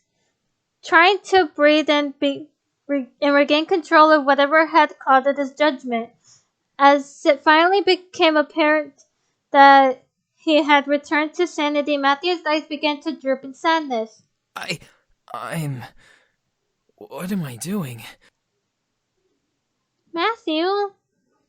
Matthew pulled away from me, placing his hands between us, and stepped back, staring at me. In deep regret, I tried to step forward and try to comfort him, but he raised a hand to stop me. Why? Walking slowly over to the bed and sitting down, grasping his head. Something happened to me. I don't know what. What happened? I frowned as I slowly moved to next to him in shame. Matthew covered his face with his hands and curled over his knees, digging his fingers into his forehead. I keep hearing my mother's voice telling me to come home and save her. Whenever I do, I completely lose control of myself. I can't remember what I did or why I did it, but I always manage to do something wrong. Matthew! I grimaced, remembering the random attack on Diana. I placed my hand on his shoulder as he shuddered and shook his head again. I gotta fix this. There's gotta be some way to stop it from happening to me. Matthew? It was painful to see him struggling still. I couldn't understand why he had to fight this alone.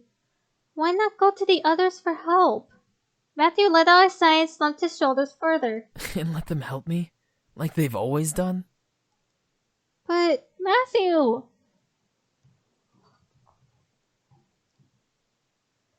As Matthew turned to me, I could practically see the shame in his eyes as he spoke. Every time I was in trouble, they'd always come and help. Every time I do something, I'm treated like a damn kid. Matthew! Matthew turned his head away and gritted his teeth, forming fists and laying them on his knees, tightening them in aggravation. There's a reason why I didn't ask them to help with the wedding. I don't want them babying me and doing everything like I'm some sort of stupid moron who needs everything done for him. Matthew, don't say that! Don't call yourself that, jeez!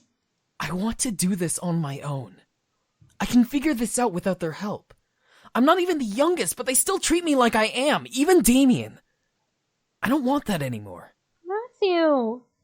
I was speechless. Did Matthew really feel that kind of pressure from his brothers? My mind went back to the first day I had met them, how Eric treated Matthew like a little boy despite Matthew being close to his age. As the grimace of realization appeared on my lips, Matthew let out a shaky sigh. I can't ask for their help. I'm sorry. Matthew.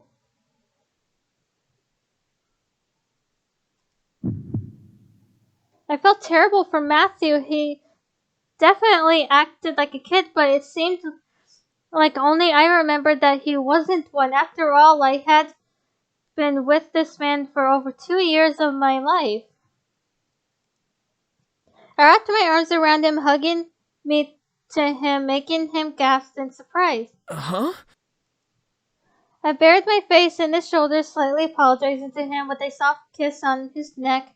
Slowly, Matthew wrapped his arms around me as well, taking in a breath and relaxing once more within my arms. A peaceful moment of silence passed between us before Matthew softly pulled away and looked me in the eyes. I don't understand why you like me at all, you know? Matthew, don't say that! What? Confused, I stared into Matthew's eyes, trying to find the origin of where his statement came from. Matthew, however, took my hands and grasped them in his, looking down at them. I love you so much, but I'm not mature like James or the others. I don't understand at all how someone like me could be remotely likable. Stop! I glared, not wanting him to degrade himself. As he looked back up at me, he flinched at my stare, but I needed to get him to see that I loved him and cared for him, for every part of him. It didn't matter that he wasn't like his brothers. He was mine and I loved him. I squeezed his hands, locking his gaze to mine. I love you for you, Matthew. I don't care what your brothers act like or how you're not like them. I don't care. I fell in love with you, not them. Matthew remained silent, staring deep into my eyes and taking in everything that I was saying with a broken but hopeful gaze. He really cared about me and didn't want to hurt me, but I didn't want him to hurt either. Whatever this is, whatever thing is trying to control you, will fix this, but don't you dare degrade yourself like that. Yeah, please don't do that, Matthew, I swear. At last I leaned forward and pressed my lips to his, locking his to mine in a loving kiss. Matthew stared wide-eyed before very slowly closing his eyes and melting into the lip lock. I wanted to show him how strong and wonderful he was. I fell in love with him, not just for his childish side, but how he made me feel with every part of him. He was very much an adult when I was locked in his arms, and I drowned in his kisses constantly. I was so lucky to have him as mine, and I wanted to remind him of that with every part of me, mind, body, and soul. I slowly slid my legs over his lap, straddling his hips, and made the kiss between us deeper. I can't pronounce that. In the feelings that were burning between us, Matthew slowly drew his hands up my sides and wrapped them around me, hugging me to his chest, almost possessively making me gasp against his lips. He was getting the idea, and I was happy that my message was clear enough to understand. He was mine and I was his. We would support and hold on to each other forever, and nothing would separate us. My clothes were slowly stripped off my body, Matthew taking his time in looking at every inch of my body. As it became exposed, I would shyly show him, but happily allow him to indulge and ravish me as he desired if he craved it. A flash of gold passed over his eyes as he finally grasped the back of my neck and kissed me passionately. I couldn't help but moan against his lips, feeling his free hand dance around each curve of my body as if enthrallment slowly eased itself into my core, warming my soul in love and need. Oh my god, that artwork! It's so cute! I couldn't stop myself from grinding against my incubus, needing him to undress himself to let us make love like I desired, like we both desired. Matthew slightly smirked against my lips before turning us over and staring at me. You're so beautiful. You know that? Oh. I felt my body warm in his words, making me distracted as Matthew began to run his hands all over my body, leaving no inch of skin unexplored and unconquered by his fingers or lips. I arched back, pressing my head back to the pillows beneath my head, and let out a loving sigh and moan with each pleasureful touch he placed on me. This was truly heaven. I was so lost that I barely noticed him stripping as well and hovering over me, finally allowing us to become one. As we did, the world around me became lost. I could only see Matthew, and he could only see me. Oh, my heart. We would become lost in each other's eyes as we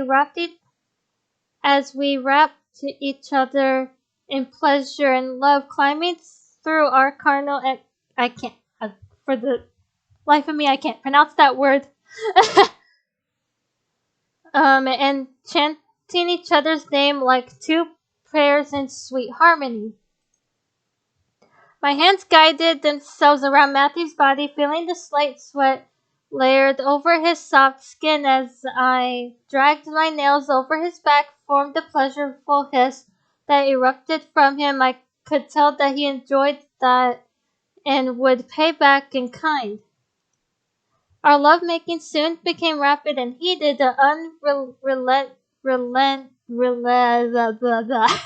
I can't say words.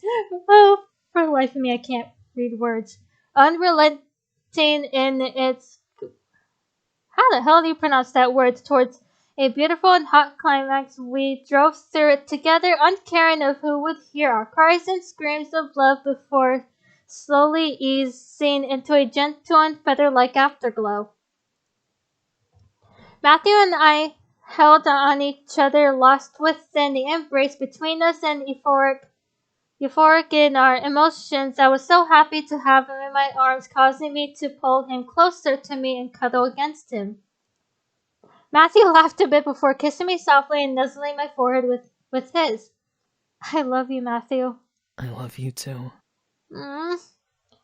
We remained there, taking in the sounds of our synchronized breathing and letting our hearts eventually beat as one. We would get through this, we would. Sleeping that night filled us with determination for the next day. I was hopeful, rooting that everything was going to be alright. Of course, not everything turns out the way we want it to be. The morning came at last, raising me from my sleep. Surprisingly, I was full of energy, ready to go and take on the day's training. However, I quickly realized that I was alone. Huh? Matthew? I sat up and looked around, not seeing him anywhere in the room. Worry crept into my mind. What if he left to do something he was influenced to do? What if he tried to figure out a way to force the influence out of him? I gripped my bedsheets to remove it from my body when I looked up to see the door swing open, revealing Matthew holding 2 plates of food for me. Good morning! Hey, Matthew. I became dumbstruck. Matthew, what was up with him and why was he up so early? He wasn't exactly an early bird. Like me. Matthew grinned as he walked over and presented a plate of delicious-looking fruit, eggs, bacon toast, and pancakes I had ever seen. My mouth went agape at the mere sight and smell as I slowly took it from Matthew's hands. Matthew, when did you make this? This morning, duh! When else would I have been able to make it? I looked up at him. He seemed very happy and cheerful despite everything that had happened the night before. Did he manage to drive out the influence? As I noticed the dark circles under his eyes, I could tell that the night had become somewhat of a struggle, so maybe that was indeed the case. Still, nothing in my gut pressed me to my cautious. Something wasn't entirely right about the situation, even though seeing Matthew being happy made me happy too. I slowly began to dig in, savoring every delicious bite and almost forgetting my worries about it. Wow, this is amazing. Matthew let out a happy sigh and nodded. Awesome. Well, I'm gonna go to training now. Alright. I suddenly shook my head, trying to take in what he had just said. He was going to training now. I looked at him as he began to turn around, holding out an arm for him. Whoa, hold on there. Bye! Despite my protest, Matthew left the room, practically skipping out of it. What the hell? Something was now definitely wrong. Excuse me, I apologize.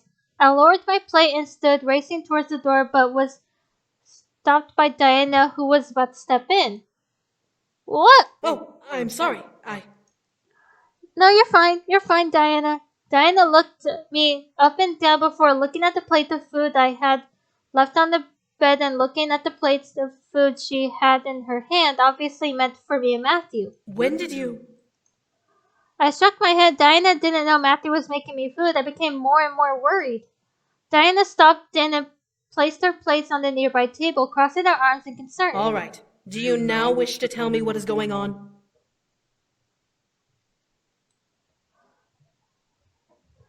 I naturally bit my lip. I couldn't tell her, but something about this warning me that whatever was influencing Matthew could have gotten worse. I began to internally panic, but I kept a look of calm on my face. Matthew just made me breakfast, that's all. When was this? I grimaced, looking away. Apparently this morning? Diana shook her head and pressed her fingers into her temples, slowly exhaling an irritated sigh. That boy is seriously concerning me now. Right? I didn't mean to explode, but after hearing Matthew's worries the night before, I couldn't help but naturally defend him. Diana stared wide-eyed at me, most likely wondering where my sudden outburst came from. Even though I had vocally challenged her, Diana let out a sigh and crossed her arms. Regardless, I'll have people watch over him. If he does anything out of the ordinary, I will be the first to know. Okay.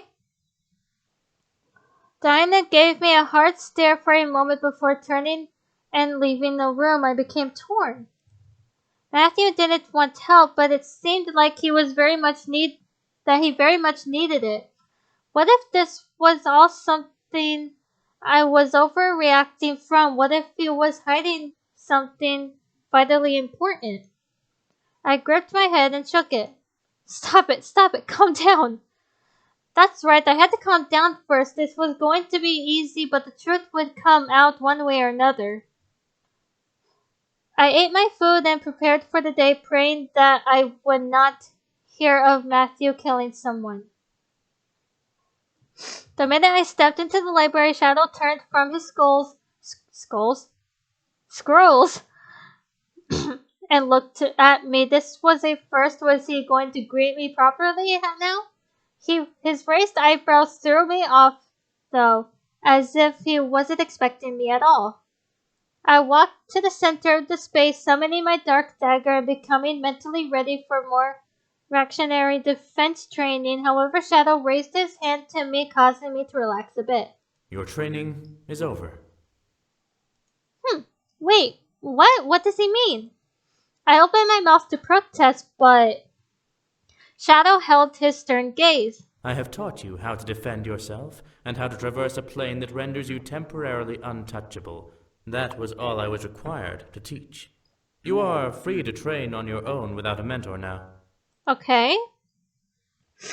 I felt like I was tossed into the deep end of a lake. I wasn't told anything about losing my trainer at any point. Still, I knew that what he was saying was the truth. He was right. I wasn't expected to learn how to really fight or how to beat someone. All this training was to give me the ability to defend myself. I completely forgotten about the reason I had even started. Still, I wanted to learn more. I felt that I was losing a golden opportunity, and I wanted to push forward to learn something extraordinary. It was one thing to duck and dodge an invisible opponent, but it was another to truly use dark magic. Shadow turned away and went back to the table.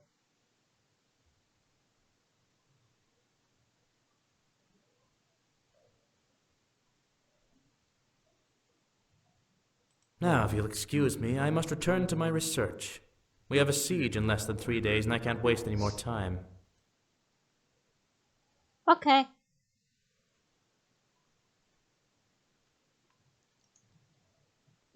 Excuse me. That hurt a bit. That was wasting his time. I got hiccups. I'm sorry. I felt some part of me yelled that I had wasted my own time. Why was I even here? Teach me something else. Shadow looked over his shoulder, locking eyes with me. However, he didn't say anything. I could feel his gaze burn into my eyes, judging my words and desire to learn more. I wanted to know something else. I didn't want my training here to end with me going off on my own. I had only trained for 2 days. For goodness sake, I wanted more. Shadow slowly straightened and turned to face me, crossing his arms. Very well. I would like to see if you are able to perform a rather difficult spell. Okay, I suddenly became confused. What was it? Truly something powerful? I thought of 100 things he was going to teach me, but I remained at attention listening. The spell I'm about to teach you will become your best weapon in battle. However, it takes a large portion of energy. You may not even stay conscious after casting it. Okay. Are you prepared to try? I took a moment to consider it. While it seemed powerful, something about it seemed off. I could possibly pass out. Why would I essentially be jumping levels so fast? Was this something I should be afraid of?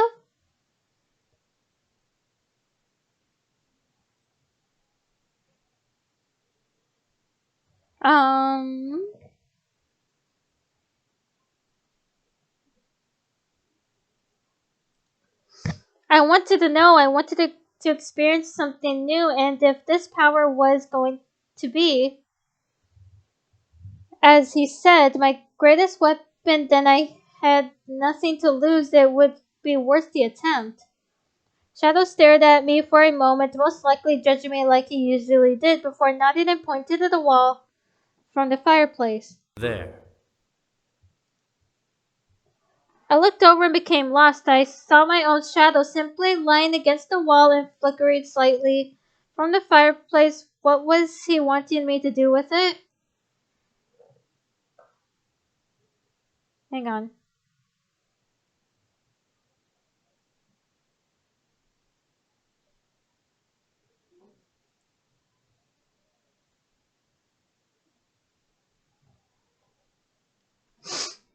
Before my eyes, my trainer's own shadow crawled up the wall beside mine and began to peel itself off of the wall. I could not believe what I was seeing. It was almost cartoon-like. Soon enough, his shadow was standing on its own in mid-air away from the wall. He was teaching me how to use my shadow. I closed my eyes, trying to focus and concentrate before looking to my shadow and attempting to will it off of the wall. It wouldn't move, much to my displeasure, causing me to focus harder. It had to come off the wall somehow.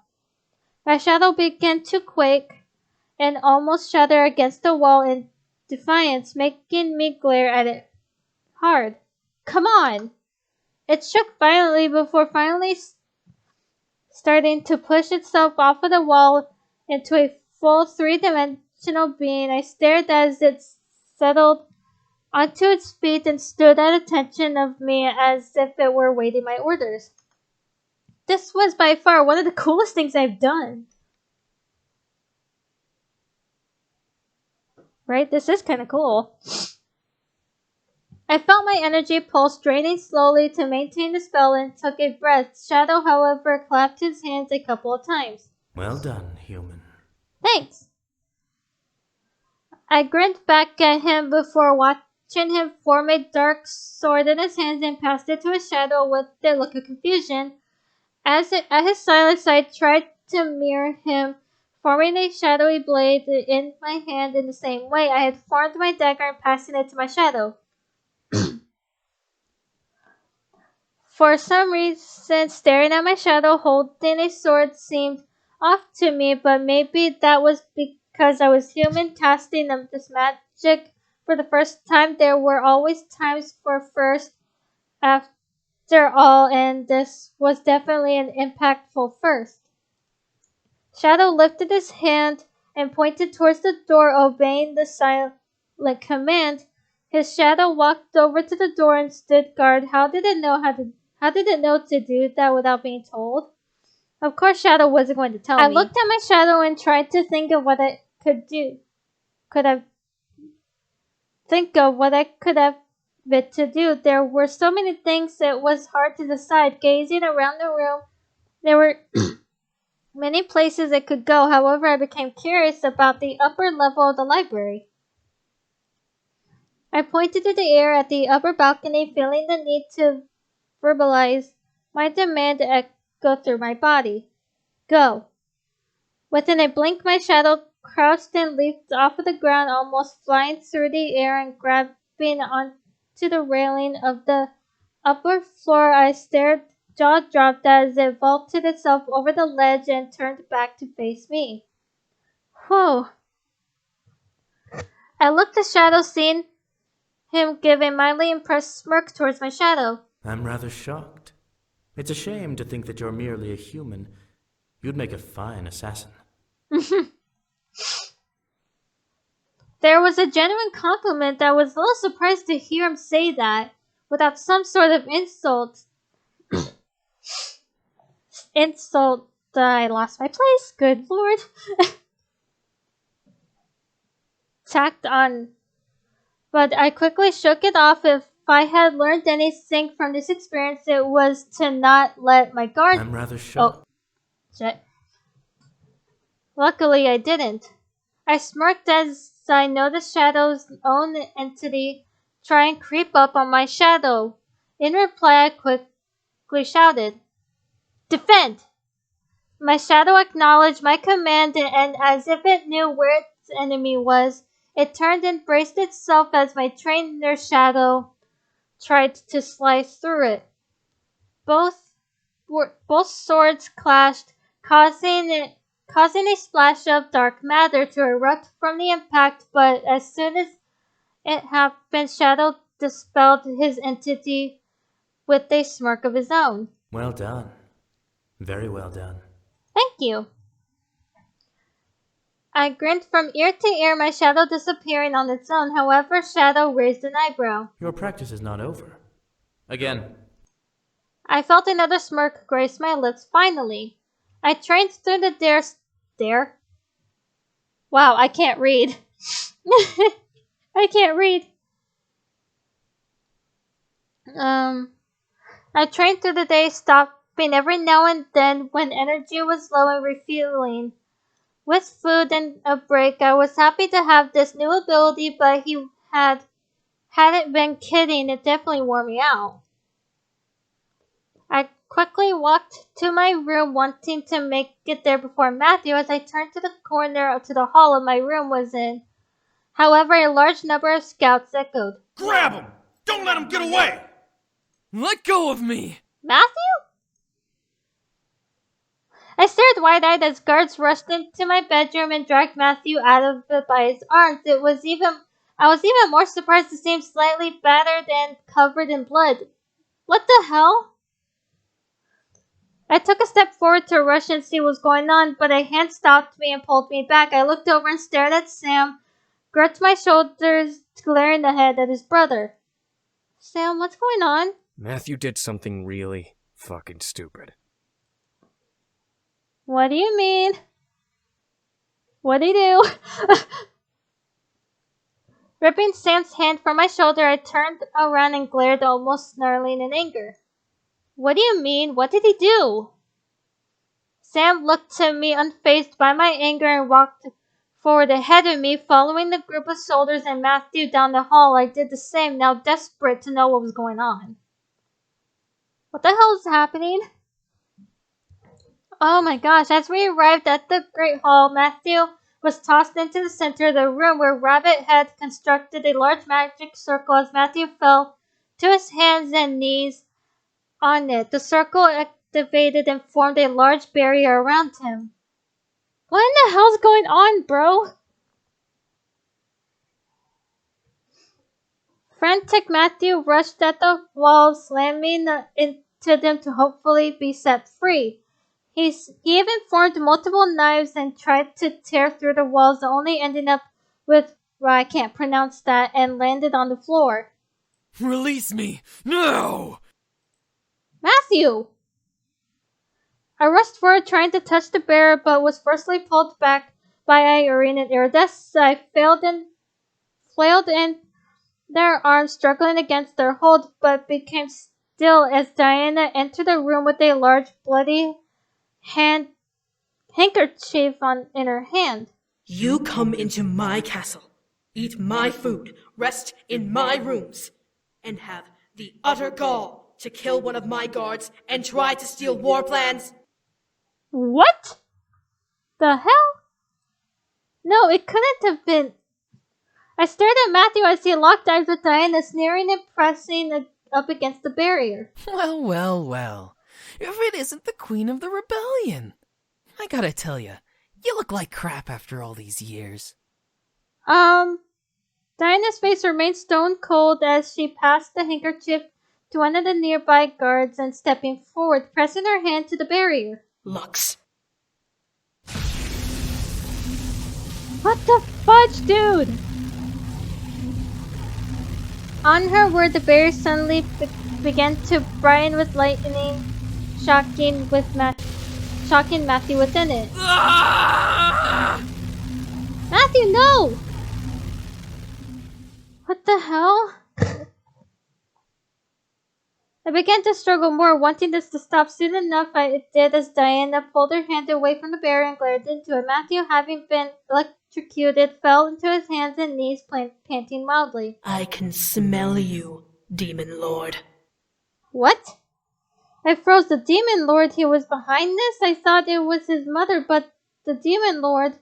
I looked back at Matthew, seeing him chuckle despite being in utter pain. You figured me out, huh? You may have locked me away in my castle, but my bond to my blood is unbreakable. Dude, my hands are shaking right now. What the hell?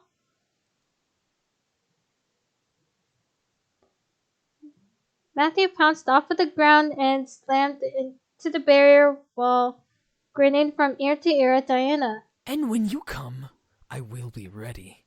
I know all of your little plans, and will make sure that I completely destroy your precious army, one pathetic soldier at a time. Once I do, I'll make Zakeru my heir, and finally take over the rest of this godforsaken plane, for good. What in the hell? This time, however, Diana smirked and tapped the bear between Matthew's eyes, her irises brightening to a sadistic gold color. And this is where you fail in war, Demon Lord. Who said we ever wrote anything down about our plans? Oh my god, now I'm scared. What the hell?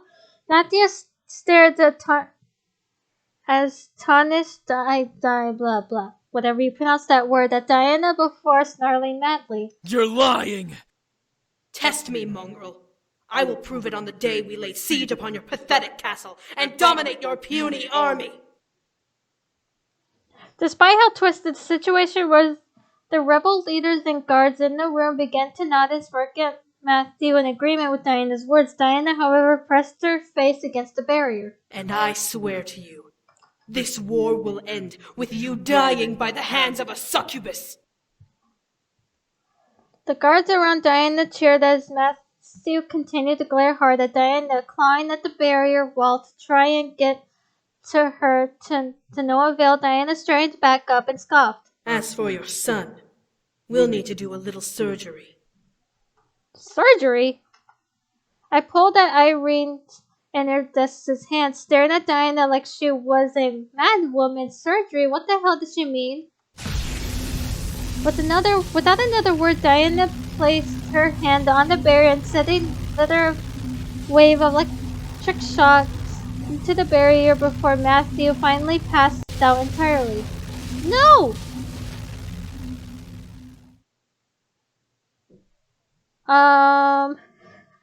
What? At last, iridescent Irene released me, letting me rush forward and kneel at the barrier, pressing my hands against it and peering it to see Matthew lying unconscious on the floor. I looked up at Diana as she turned and glared at her. Why did you do that? Diana glared back at me before turning away from me, crossing her arms. Why did you hide this from me? No, I deserve an explanation.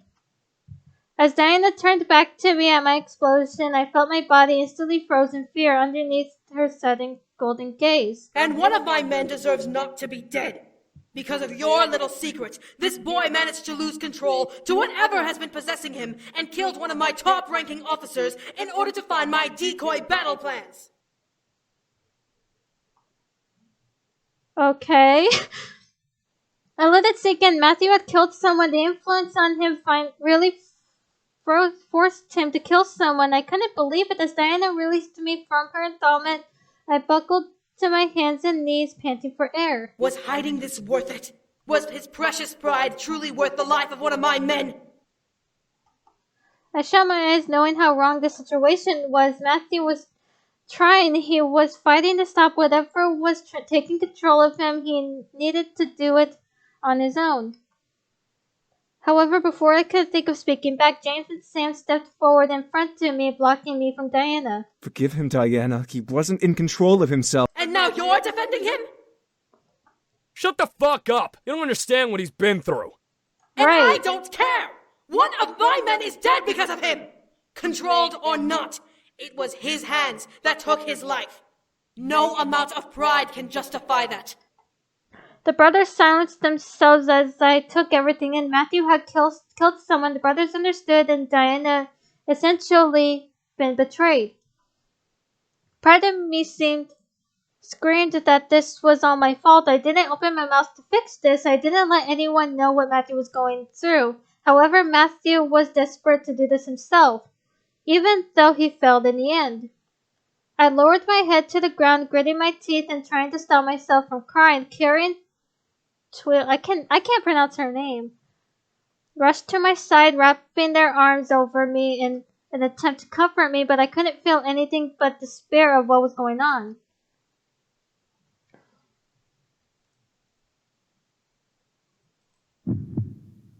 Despite everything, however, it was my choice. I trusted Matthew and I wanted to help him in any way I could. He was the man I loved, and if I didn't trust him, then I truly couldn't deserve his love. I gripped the ground and glared up once more. Diana, seeing her stare down at me and I can't pronounce that. I'm sorry for what happened, but I'm not sorry for hiding it. I felt her glare slightly at me, but I let the feeling roll off of my back. I hid it because I loved him and believed in him. This was a terrible circumstance, but I had to try and believe him. Matthew wanted to be I can't pronounce that. He wanted to stop having his brothers come and rescue him, and if you can't see why he needed to do that, then you need to open your eyes. Silence lingered in the room as Diana continued to bore her eyes into my soul. At last, Diana let out an irritated sigh. Enough. We need to figure out how to break this hold the Demon Lord has on him. Everyone in the room seemed to agree. I rubbed my face and slowly stood up, agreeing as well and now ready to fix what had happened. Diana looked to the guards over her shoulders and barked orders. A chair, a bucket of sweet flowers, and a knife. The soldiers nodded and saluted their queen before rushing off. Diana shook her head and placed her hand on the barrier. What on earth could have made the control so strong? His mother. His mother? Everyone looked to Damien, seeing him look intensely at his fallen brother with worry. I can hear her voice, pleading with him to wake up. She keeps apologizing for making him do what he did. What the hell? So his mother is to blame? No. The Demon Lord is still the one who made him do what he did. The mother was a weakness of his, and only amplified his control. Jeez. Diana sneered at Matthew's unconscious body as the soldiers from before rushed in and placed the chair beside her and the bucket beside it. Diana slowly sat down and crossed her legs, holding out her hand and feeling a knife being placed into it by a third guard. We need to figure out how to block his mind from the Demon Lord's control. Once we do that, we can try to dispel it while the Demon Lord's power isn't using Matthew's energy. Okay. Taking a purple peach-shaped fruit from the large basket, Diana began to peel it and slice it open, revealing a black center. However, her focus remained on Matthew. It will take me some time, but I think I can manage it. Are you sure? I am. Everyone may go and sleep.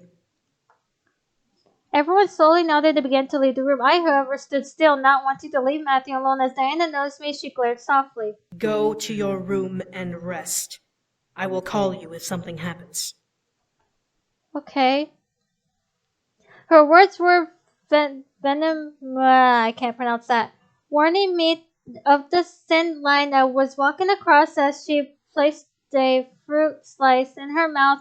I conceded defeat and left the room, staring at Matthew in utter worry before I exited. That night I slept alone. I was filled with different emotions: worry, sadness, anger, betrayal, horror. Everything mixed and danced within me as I let out a heavy sigh. This would be a long night. I was barely able to eat or leave my room. The following 2 days I stayed in my room, trying to calm down and take everything in. Matthew was a prisoner and Diana had to pull the control out of him somehow. How she was going to do that, I couldn't be sure, but I was certain that this was going to be a large challenge, especially since the Demon Lord was involved. This is messed up, dude.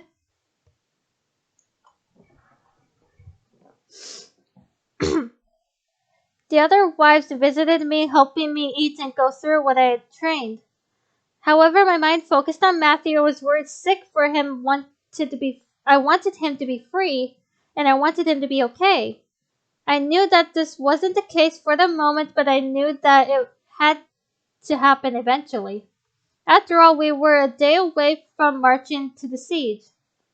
I gripped my hair and closed my eyes, trying to remember if there was anything I did to help stop the control. I was there for him, but it slowly dawned on me. I was there for him. His love for me was what kept him focused. I was there each time he lost control, and I managed to bring him down from that. It was something, a risky something, but something nonetheless. I rushed out of the room and into the grand hall, seeing Diana continue to stare into the barrier inside. However, Matthew, sitting cross-legged and smirking at Diana. Matthew? Diana and Matthew looked over to me, surprised to see me enter. Human, what are you? I ignored and continued forward, standing in front of the barrier, staring into Matthew's eyes. Matthew, it's me. Wake up and get a hold of yourself. Oh my gosh. Matthew stared in shock at me before smirking and crawling over with a pout. Aw, is the little human upset that she can't get fucked by her incubus? Oh, shut the hell up. I had to ignore him. The Demon Lord was taunting me, tempting me to get angry. Still, I concentrated on Matthew's eyes, knowing Matthew was in there somewhere. Matthew, I know you're there. You can fight this. I know you can. I can see a small glimmer in Matthew's eyes, proving that I was right. I smiled and pressed my hands against the walls of the barrier, trying to press myself against the magic blocking Matthew from me. Listen to me. You can stop this. You can do this yourself. I began to fill with hope despite my words also reaching the Demon Lord. Matthew was also listening, and I could only hope that my love was feeling his need to stop his father's control. The barrier beneath my hand slowly began to desolidify as my body slowly pressed into the wall and suddenly barrel rolled inside. Ah! No! I looked up, finding myself inside the barrier, somehow looked around and seeing Matthew staring at me intensely. I gulped, knowing that the Demon Lord was still there, running Matthew's every moment, every word that ran from his lips. Still, I believed in him. I slowly stood up and walked over, opening my arms for him. Matthew, I love you and I'm here for you. Please break through this and come back to me. Slowly, Matthew walked forward and shakily reaching out his hand for me. I could see the desperation in his eyes as he tried to listen. Yes, that was it. I walked forward and held his hands before feeling them slid up my cheek, warming my face with his palms. You. For a moment, glimmer of his blue eyes filled my heart with joy. I gripped his hands, desperate for him to hang on and fight. Finally, Matthew gritted his teeth and released my face, gripping his head. Get out of my head! Matthew!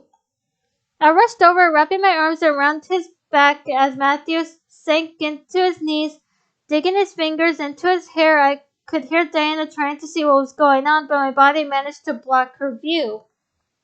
Matthew looked up at the wall and snarled. Get out! Oh, that was bright for my eyes. Okay. Matthew shouted at the sky, arching back and released a large red wave of energy from his body. It zipped into the air and broke free of the barrier, circling over the ceiling like a thundercloud. In quick response, Diana pointed her hands out and formed a large purple orb in her hand before tossing it at the energy, capturing it in another cage and letting it hit the ground locked inside. My focus, however, was on Matthew. He panted and coughed, clasping over his neck and chest in pain. As he shut his eyes tightly, I barely noticed the sound of Matthew's brothers and their wives running in to see what happened. I lifted Matthew in my arms and caught his eyes as he opened them, seeing the man I loved once again in my arms. Matthew? Matthew very slowly let a grin run across his face as he lifted a hand and cupped my cheek. Hey, beautiful. My breath hinged as I quickly fell forward and wrapped my arms around Matthew, uncaring that the barrier around us was slowly being dispelled by Diana. Matthew wrapped his arms around my form, hugging me tightly and kissing over my neck. Thank you. You're welcome. The moment seemed to last forever, a private world with me and Matthew in each other's arms, desperate to not let go. However, Diana's voice caused us to slowly separate to look up at her. Not that I care that I am breaking this moment apart, but we have more important things to do than this. Alright. Diana? Diana rolled her eyes and took up the orb and held the demon lord's control energy, staring into it with a piercing gaze. I will take care of this. But I'm positive that this is not all of it. After all, he did control you enough to kill. I felt myself slump over. She really wasn't going to forgive him, but she was right. The demon lord's control was ultra powerful. Who knew how much control he really had? Diana sighed and willed the orb away into the air before looking to us. Well then, I've spent enough time fixing this. Now I must prepare for a war. Excuse me. Alright. Diana nodded to us and left without another word. Matthew, however, grinned at me and nuzzled my forehead. I guess I really did need saving after all. Aw. I shook my head knowing that was not true. I was there to help, not there to save. I kissed Matthew's cheek and smiled. I only helped you to do it on your own. You broke his control over you, not me. We chuckled for each other, slowly standing and happy to be in each other's arms at last. James, however, stepped forward with a frown, causing Matthew to release me. Matthew, I apologize for not being a proper brother for you and treating you with the respect you deserved. I would never want you to not trust me or the others. Oh, my heart. In agreement, the other brothers stepped up and nodded, ashamed as well. Matthew stared at all of them in shock before kissing my cheek and stepping towards them. Hey. You're my brothers.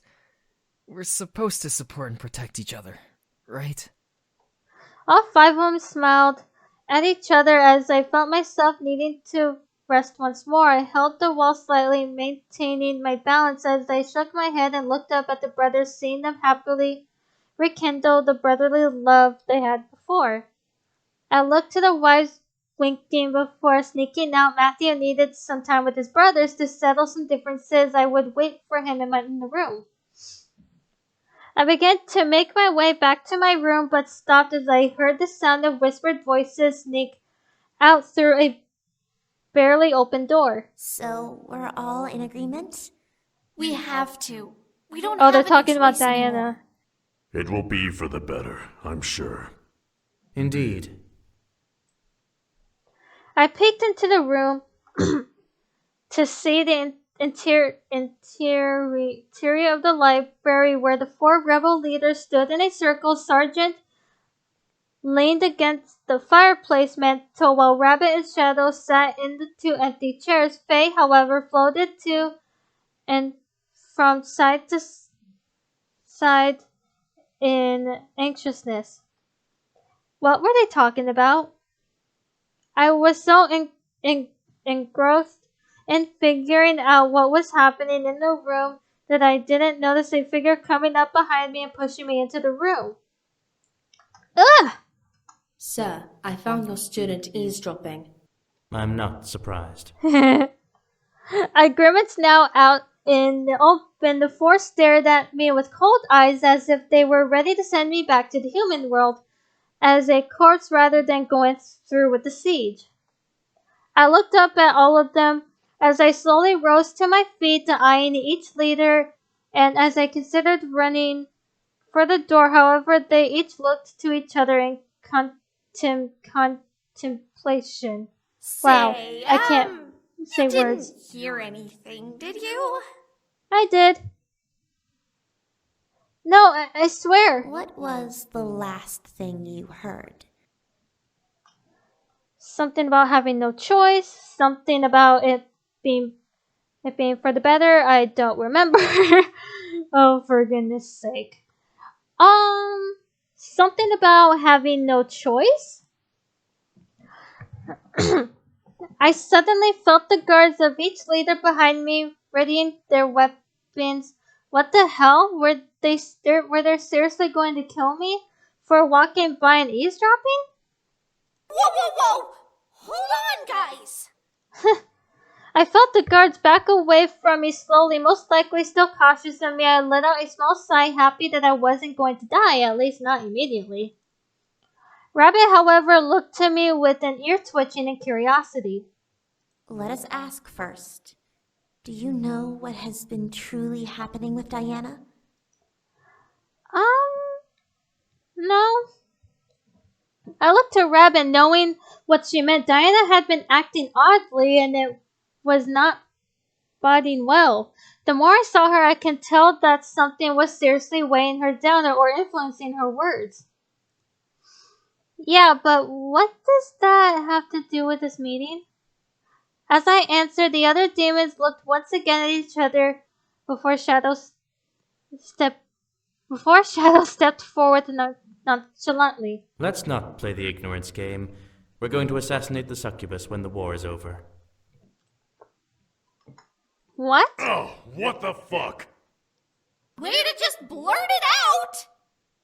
There's no use in hiding it. We don't know how much she has heard. I became massively confused. Why were they going to kill her? How were they even going to do it? Why? What good would come out of killing her?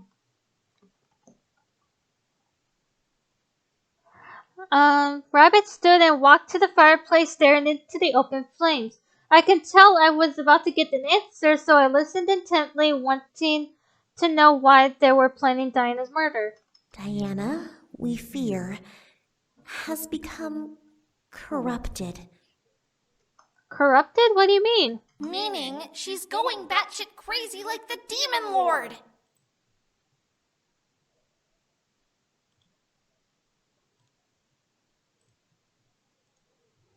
I furrowed my eyebrows. That couldn't be. She seemed mostly fine, save for a few instances here and there. Sergeant, reading my face, pushed himself off of the mantle and stood up straight, reminding me of his power with his stance. Human, you hate the Demon Lord as much as we do, correct? Yes. I glared at Sergeant's stupid question. Of course I hated him. He had trapped me here and forced me and the ones I loved to join this war. There was no reason to even remotely like him. At my glare, Face swooped in between me and Sergeant, waving her arms frantically. Listen, we're not trying to make you mad, but, well... This is ridiculous.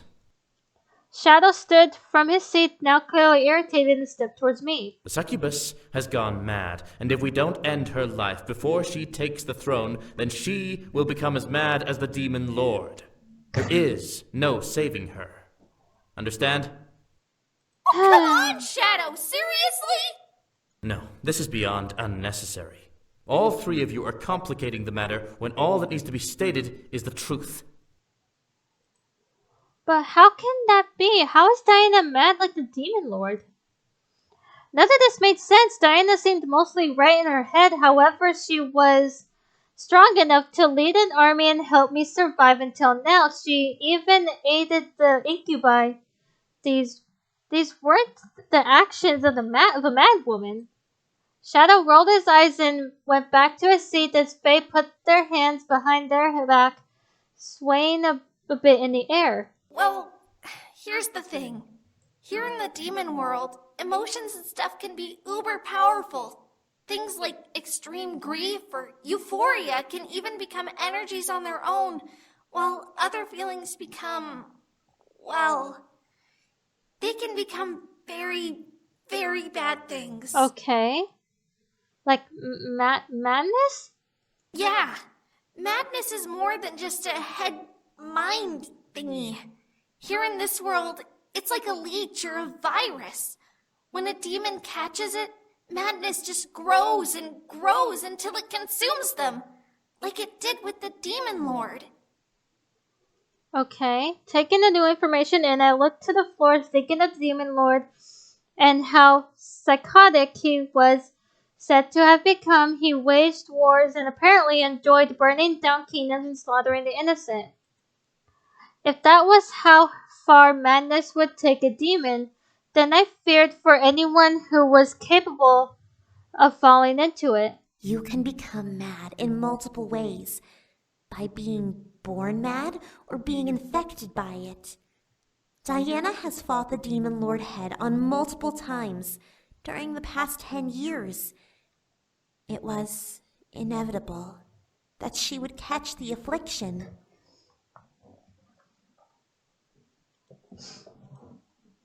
You can catch madness? How is that possible? We don't know, but this wouldn't be the first time someone who used to be sane went mad because they were around another crazy demon. There was an uneasiness in the room. Something told me that none of them believed that was the true cause. There's more, isn't there? Huh? I became bold. If Diana had to die, then there had to be a solid reason, and the madness excuse wasn't enough. Why were they planning it if none of them truly believed it? It's not just because she's mad, isn't it? Something else was wrong. The rebel leaders became silent, letting the tension lay in the air in plain view and giving me my answer. I was right, there was more to the story. Who are you to question our reasons? Jeez, Shadow, sorry. Shadow stepped up to me and leaned close to my face. As I stared into his black eyes, I could feel the world around me grow darker. He was truly a scary being, and his cold tone made me that much more afraid of him. You're a human. You have no say in what we do here in this world. But we are not asking for your permission. My anger suddenly exploded. I was pulled into the room and being treated like dirt. I didn't appreciate it one bit, so I straightened up and got into Shadow's face. I'm not asking for yours either. I just want to know. Shadow and I continued to glare into each other before Shadow scoffed and turned away, crossing his arms. I wasn't asking for yours either, dude. Rabbit shook her head and tapping her staff on the ground. Regardless, we can't have you remembering the conversation we had here if we are set on stopping her. I took a step back now, afraid. What were they really going to kill me? Faye sensed my fear and waved her hands wildly. Whoa! Hey, hold on! We're not gonna hurt you or anything! That was somewhat of a relief, but what were they going to do? As I took a breath, Shadow spoke up, catching my attention. I'm curious, human. Do you believe in the succubus? What? The other rebel leaders looked to Shadow as he placed a hand on his chin in thought and peered into my eyes. Who do you believe should rule this world? The succubus? Or one of us? And suddenly I became the focal point of the entire war's resolution. Why was my opinion important? I looked to the floor, trying to mull over his question and come up with an answer. Dinah had saved my life and was going to do everything to make sure I could go back to the human world as safely as possible. Still, from how she was behaving, something was indeed seriously off with her. Was she really ready to take the throne? The 4 rebel demons before me, however, were all smart and balanced each other out of some shape and form. I can tell that they were going that they could all bring peace to this world in some way, but did Diana really have to be eliminated for that to happen? I felt like I was standing on the...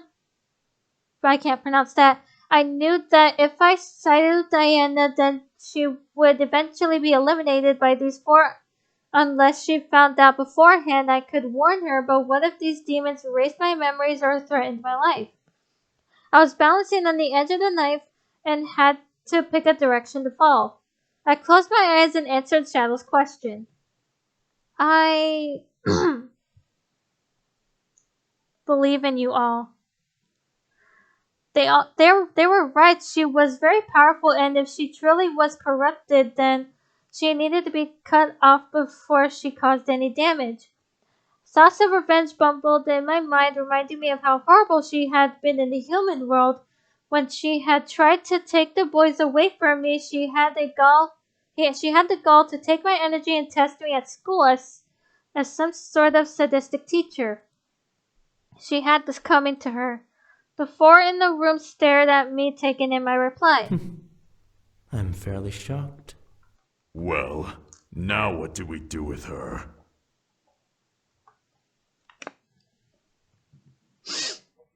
I waited as the group looked at each other before Faye magically formed a small vial in her hands. Should we give it to her? She's close enough to her.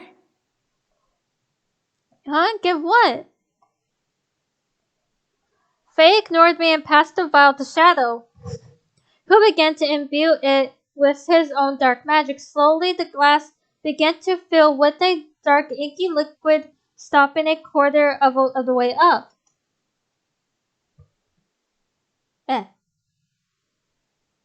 Sorry. Was it poison? Shadow pressed it to Rabbit, who did the same, creating a purple liquid within the vial and swirling it around to mix the liquids together. The contents separated a bit, causing a strangely beautiful gradient effect. As a sergeant took a hold of it, it began to fill with green liquid, becoming mixed with the poison already within the vial. Finally, Faye took the vial back and shoved a cork onto the top before shaking the mixture violently.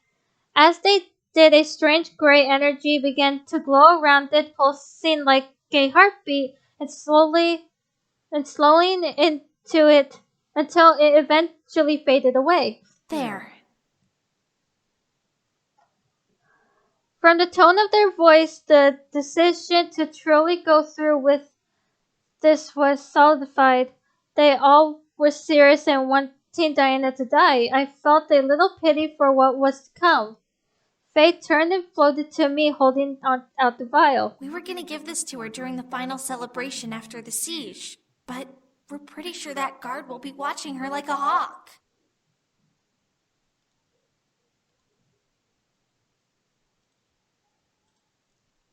Then why give it to me? Because she trusts you. I have a theory that she'll pull you aside, away from everyone else, to have a little chat before you're sent back to the human world. How can you be so sure? Shadow smirked. Because when we tried to send you home, she tried to slip in an extra item onto the spell reagent list. And according to my recent studies, it is actually very important to demons like her. I suspect that she was going to give it to you as a gift. Since the gate spell didn't work, she probably took the time to find it herself. She'll take you aside and give it to you before you leave, which will give you the chance to be alone with her. I was surprised Diana was going to give me something important. I was curious as to what it was, but my thoughts trailed off as I stared at Faye's hand, which were still holding the vial of poison. I guess it was a good thing you listened in then. Makes our job a bit easier. I slowly reached out and took the vial, feeling a very subtle heartbeat emit from it. It took every moment of will I had to not drop bit in surprise. Was this thing alive? I brought it close to examine it, practically feeling its power. If Diana was as powerful as they expected, then how powerful was this poison? I was paying such close attention to the vial in my hand that I didn't see Faye swooping back behind me and grabbing my head. What the? Sorry. All at once my mind began to become frenzy and light. What was happening to me? Is that really necessary? It will lower the risk of her telling anyone about our plans until the chance arises. When it does, she'll remember everything and know what to do. I would forget about this. How did this make sense? I didn't get the chance to fight back until my vision blacked out. I shut my eyes and felt the world spin around me. Before I relaxed, as silence overtook my senses, my body floated for a bit in an empty void before softly landing on a surface, causing me to open my eyes and look around. Huh? What happened? I was in the hallway on the floor. How did I get there? I was on my way to my room. Weird. I stood up, brushed myself off, and looked around, hoping that no one saw me snoozing on the floor. When I noted that the coast was clear, I quickly continued my way to my room. I must have been more tired than I thought. I finally returned to our room and flopped on the bed, letting the events of my time in the Abyssal Plains in my mind replay in my mind. I had been trapped here, and soon enough I was about to go marching into the battle against the demon lord for my freedom. The more I thought about it, the more surreal the feeling became. I was going to be in a room meeting a powerful adversary face to face and set myself free of the curse he brought down upon me. What made my head spin was the fact that Matthew had been under the influence of his father and mother's control. It was beyond imaginary. Yet it happened. I couldn't believe it, but at the same time I had no choice but to come to terms with it. As Matthew entered the room at last, I smiled and stood walking over and wrapping my arms around him as he returned my embrace. You're the best person in the entire universe. You know that? And you are too, Matthew. We held each other locked in silence and unable to say anything more. We had been in a heavy predicament and we escaped. Sure, the demon lord may have still had some sway over Matthew, but it wasn't enough to control him now. All we can do in the moment was hold each other and listen to our synchronized heartbeats. As the thought of tomorrow danced in my head, I began to fear even more. Was I ready to go into battle? Was Matthew? Were any of us, for that matter? We were about to walk into the final battle of the World War. Would we survive? Would I live to see Matthew afterward and feel his embrace again? Tomorrow brought too many questions to think about, and I became frustrated and scared.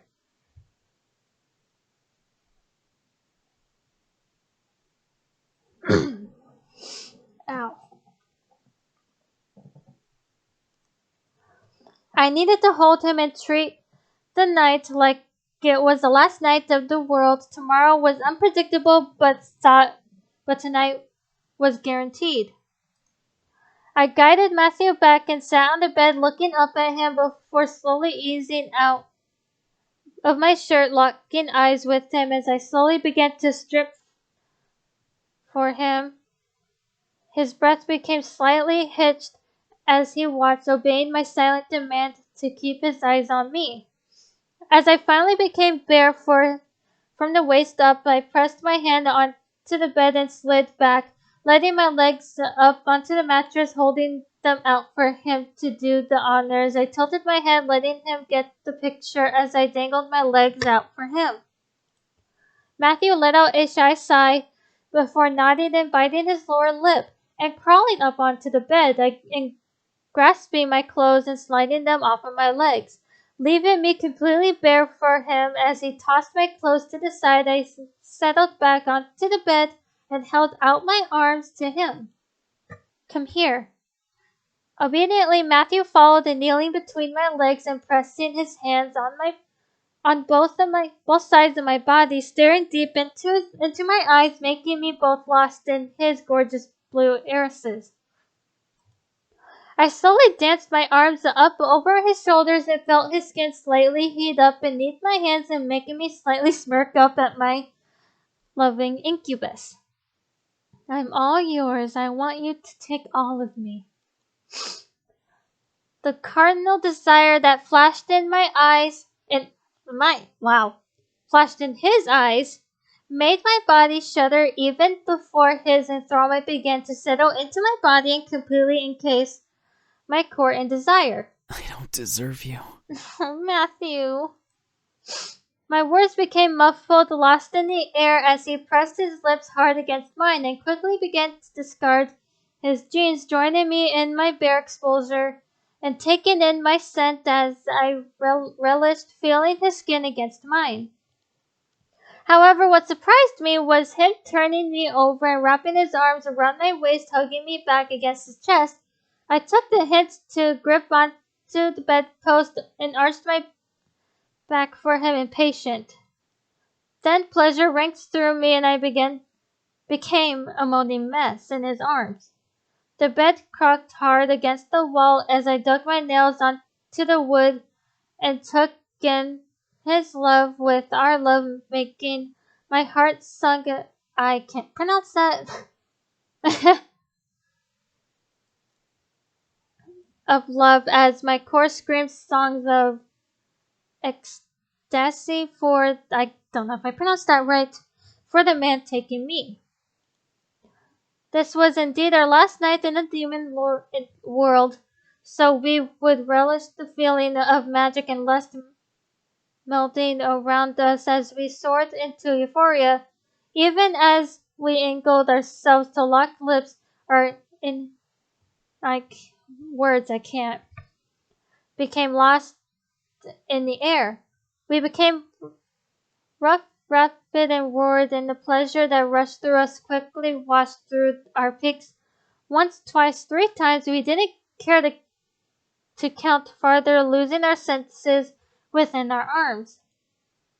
As our ride eventually had to end, we settled onto the mattress, panting and gasping. The natural musk of our sweat danced in the air as we slowly cuddled each other and relaxed into the sheets beneath our bodies. I was dizzy, swimming in oceans of joy and love within Matthew's arms, causing me to nuzzle my head beneath his and kiss over his Adam's apple. I'll always be here in your arms. And I'll be here in yours. I promise. Aww. A sense of hope and courage wrapped around us that night, laced with our undying commitment for each other. We would survive. We would be okay. I felt safe in Matthew's arms, and I'm sure he felt safe in mine. We would return to the human world and be okay. Tomorrow would decide everything. I'm just gonna save just in case if I make a stupid decision.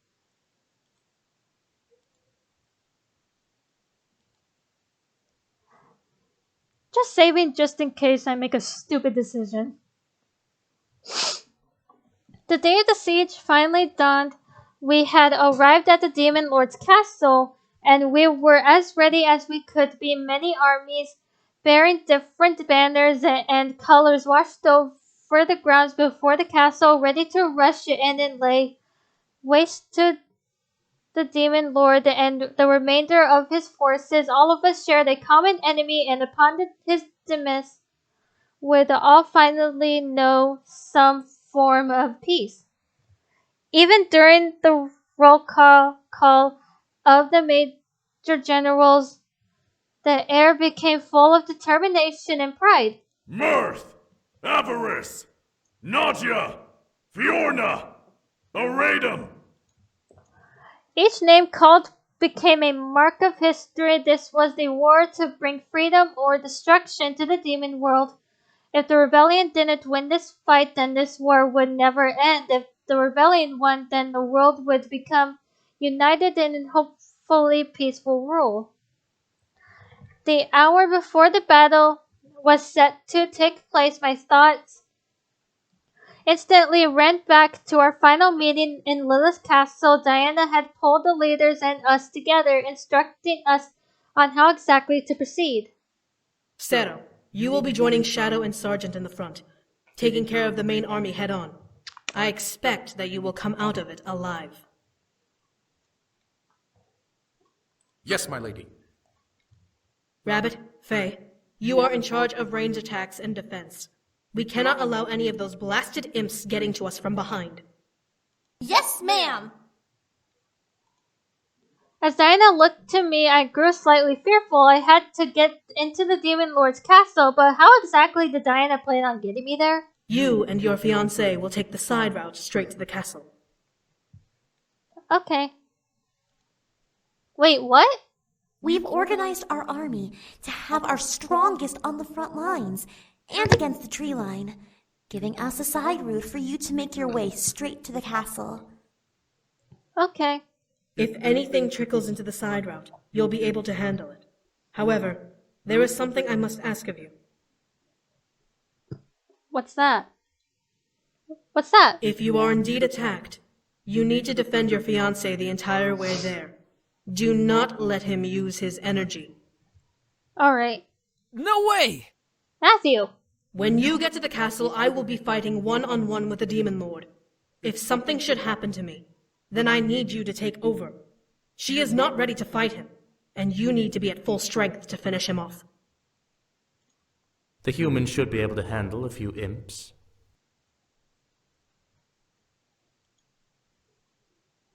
I stared, listening and reaffirming the order. I couldn't lie, I was nervous. However, I was determined enough to see this through. I looked over at my fiancé with a confident smile. I got this, don't worry. Despite the worried look in his eyes, he nodded and held my hand, trusting me and my decision to agree with Diana's command. Diana rolled her shoulders and looked at the map draped over the table between us all. Her gaze pierced into the parchment as the aura around her body pulsated in anger. I will fly ahead and meet the Demon Lord head-on. No matter what happens, I will not allow that monster to live.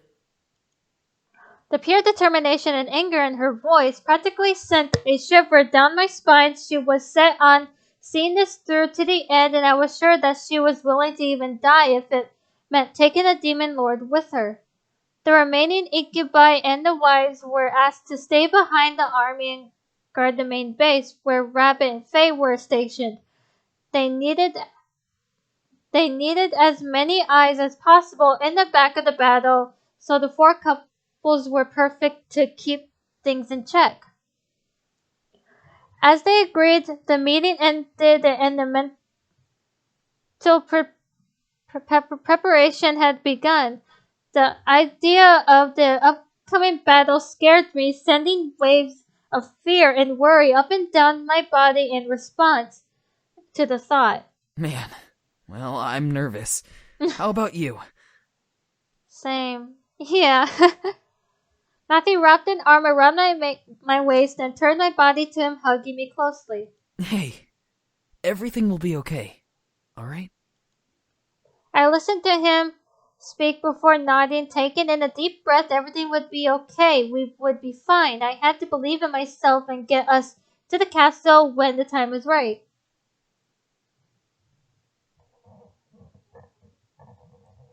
Like a beacon, our forces became the banner of hope and strength for the rebellion. At the sight of Diana, many soldiers bowed or stared in awe. In inspiration, maybe it was her presence or maybe it was for what she stood for, but as Diana stood at the cliffside of the mountain, the air became full of energy and power.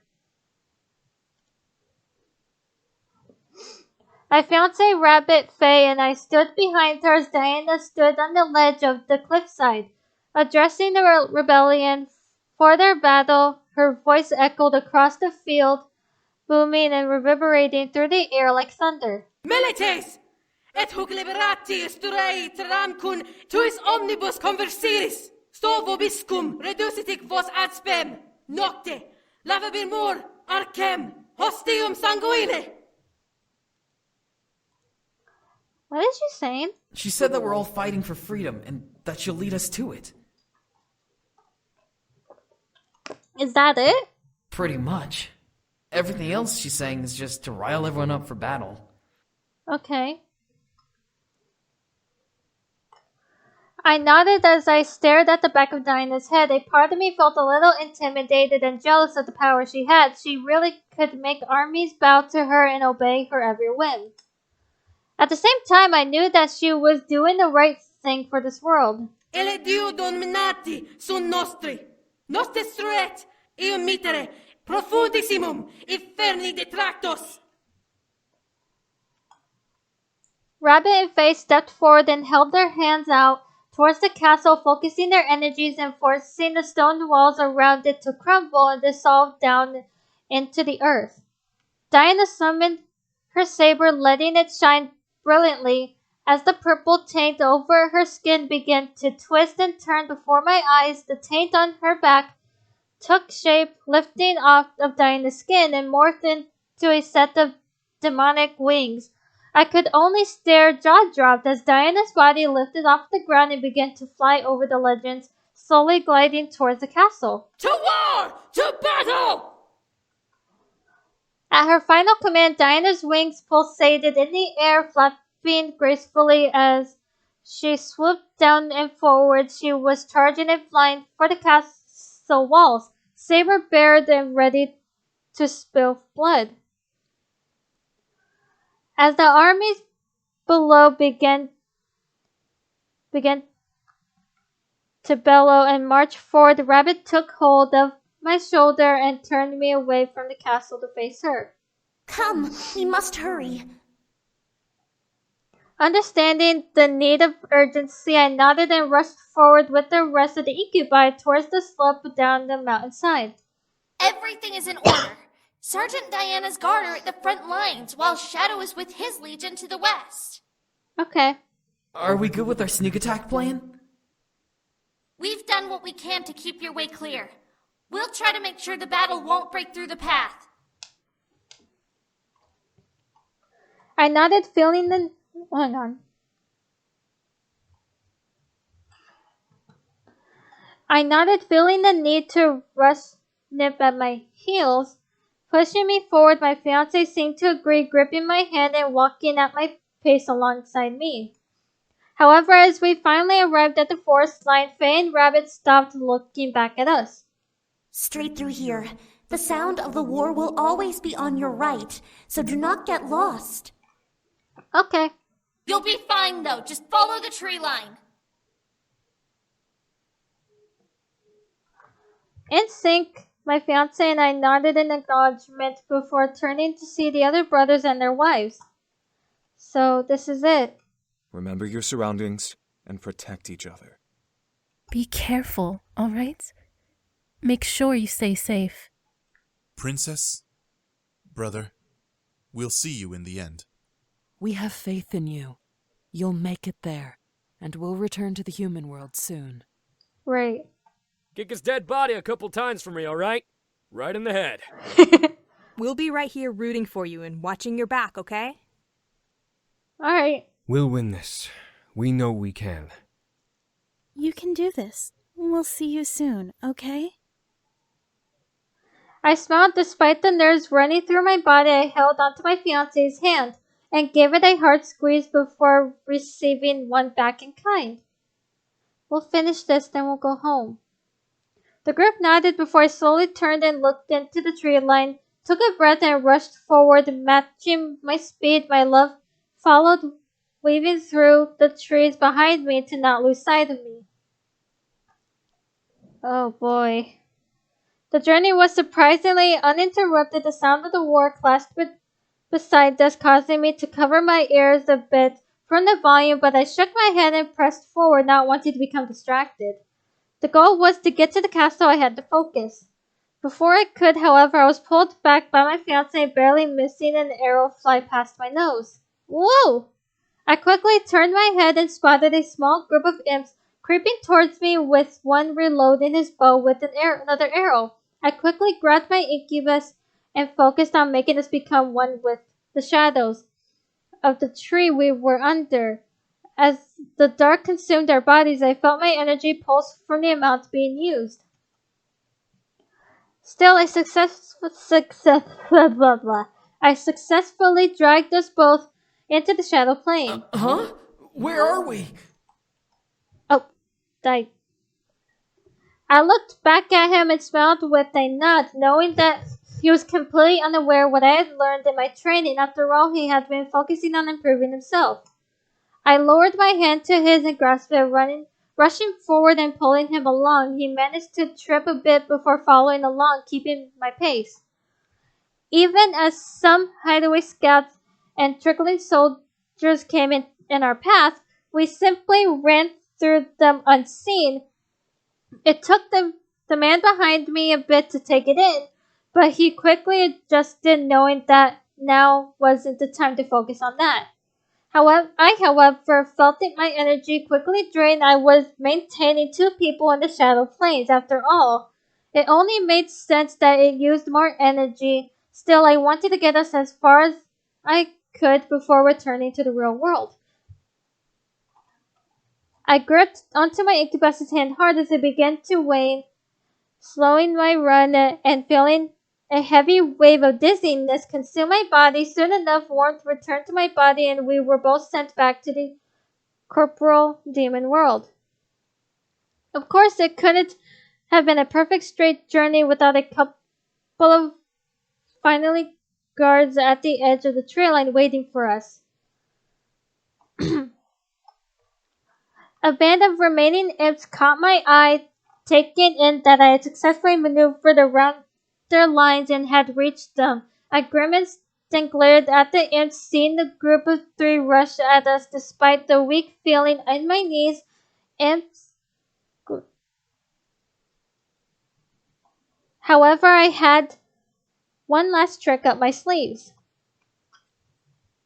I focused on my shadow, commanding to come forth and defend me. My incubus and the imps gasped at the dark, shadowy figure of me sprouted from the ground and formed a large sword in her hand. I glared at the imps and pointed at them, feeling my energy quickly drained once again. Get them! On my command, my shadow rushed forward and began to slice through the imps, effectively disconnecting their limbs from their bodies and cutting them open. Each tried to block, but only managed to have their attacks phase through my shadow like mist. They couldn't touch me, but I could kill them. I smirked as my shadow quickly zipped between them in figure eights, ripping each of them apart before letting them fall to the ground, bleeding out and wailing in pain. That was all I could do before my energy finally forced my shadow back into the ground, a wave of exhaustion rolling through my body. Hang on.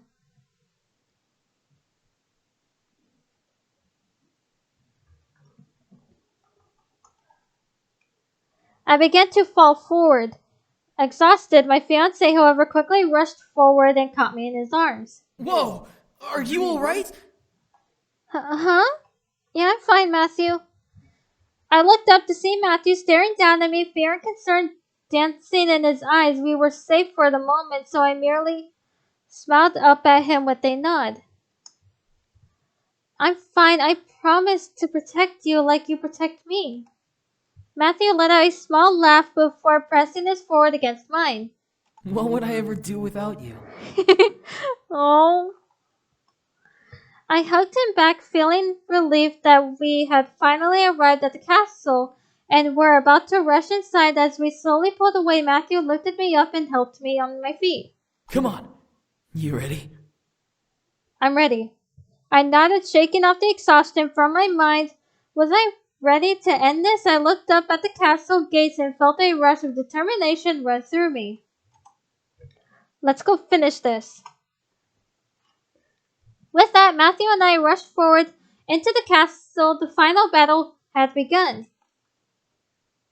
We quickly rushed into the Demon Lord's castle, desperate to get inside and aid Diana in fighting the Demon Lord. As we rushed in, however, we stopped to see Diana and the Demon Lord standing off. Diana had her saber tightly gripped in one hand while she glared daggers into her opponent. The demon lord carried a large smirk on her face as he stood on I can't pronounce that, of his throne. As Matthew and I entered, his smirk grew that much wider. Matthew, however, seemed to care more about the woman kneeling on the ground beside the demon lord, with her hands on her knees frowning at him. Who's this? Oh, his mother! Ah, there he is, my son. Get him out of here now! What? I stared at Diana as she continued to face the demon lord. What was she talking about? The demon lord simply laughed and pointed at Matthew. Well, what are you waiting for? Claim your throne. Matthew, don't! What are you talking? At the moment, Matthew's body pulsed with a faint blue light. He curled over his body and gripped his head, digging his fingers into his hair. Matthew, what's wrong? No! Get him out of here! I rushed to Matthew, now terrified of what was happening. Before I could place my hands on his shoulder, however, Matthew vanished into a dissipating after image. Huh? The sound of steel clashing caused me to turn and see Matthew and Diana clashing swords. Diana gritted her teeth as Matthew glared into her gaze. Damn it, fool! I said, take your throne! Oh my gosh, come on, bro. Matthew's body pulsed again, forcing him to push against Diana and send her flying back to stand beside me. As Diana reached me, she moved a hand in front of me, blocking me from Matthew. Matthew! You freaking kidding me? Matthew looked up at me and Diana, his expression twitching from trying to maintain control of himself. His eyes flickered between blue and gold as he gripped to his sword tightly. I was afraid of him, so I stepped out from behind Diana and walked towards him, holding my hands out. Matthew, it's okay. You can overcome this. Stay back. Oh my god. I ignored him and continued to walk forward, and needing him to be okay. Whatever the spell Demon Lord had on him wasn't powerful enough to consume him. I needed to break its entire hold on him once and for all. Fight it, Matthew! You are strong enough to beat this! Matthew dropped his sword and gripped his head, digging his fingers into his hair and curling over himself. He scratched his nails over his horns, angry and aggravated. I don't want to hurt you! Matthew, you won't, Matthew. I know you won't. At last I stopped in front of Matthew's body. I gently tilted his head up and cupped his face in both of my hands. His face was warm from the mental struggle, and his eyes flickered between blue and gold. I trusted him, though. Matthew loved me, and his love would crash through the spell. Let me help you. I quickly leaned in and kissed Matthew's head, making him gasp and freeze within my arms. I felt myself slowly drain of my remaining energy, but I didn't care. Matthew needed it more than me, and if I was able to free him, then I would. The air around us became lighter and easier to breathe. Even as we separated, I stared into Matthew's eyes, seeing him stare wide-eyed at me in shock. They were completely painted in gold, causing my heart to tighten for a moment. Did he break it? Enough of this! Kill her! What? As the demon lord's voice reverberated in the air, a large sword embedded itself into the demon lord's stomach. What the? Oh my god, that's a good screenshot for a thumbnail. Matthew looked back to his father, his hand extended out towards him. As his eyes finally regained their ocean blue color, my heart began to jump in ecstatic joy. Matthew had broken free from the spell his father trapped him under. Thank God. How can this be? Impossible! You expected me to follow your orders, you sick bastard! I stared wide-eyed as Matthew turned around and summoned a new weapon into his fist. A dark blue aura emitted from his body, flickering like flames as he stared the demon lord down. You will never convince me to kill the ones that I love. Insolent brat! The demon lord gritted his teeth before sharply extending his hand towards Matthew's mother. We could only watch as red ethereal chains shot out from the demon lord's back towards, I can't pronounce her name, wrapping around her form and crushing her. No! No, stop it! Your energy, woman! Faster than we could react, red lightning began to surround and shock Ezra's, I think that's how you pronounced it, correct me if I'm wrong, bound form. The red energy traveled through the chains, holding her hostage and into the demon lord's body, making him glow in a terrifying blood color. A large sword formed in the demon lord's hand, arching with red lightning. Matthew's first sword, which was impaled in the demon lord's stomach, crumbled into ash and fell onto the floor, leaving a black scar mark. The demon lord's eyes, however, fixed themselves on Matthew's form with deadly intent. I'll kill you!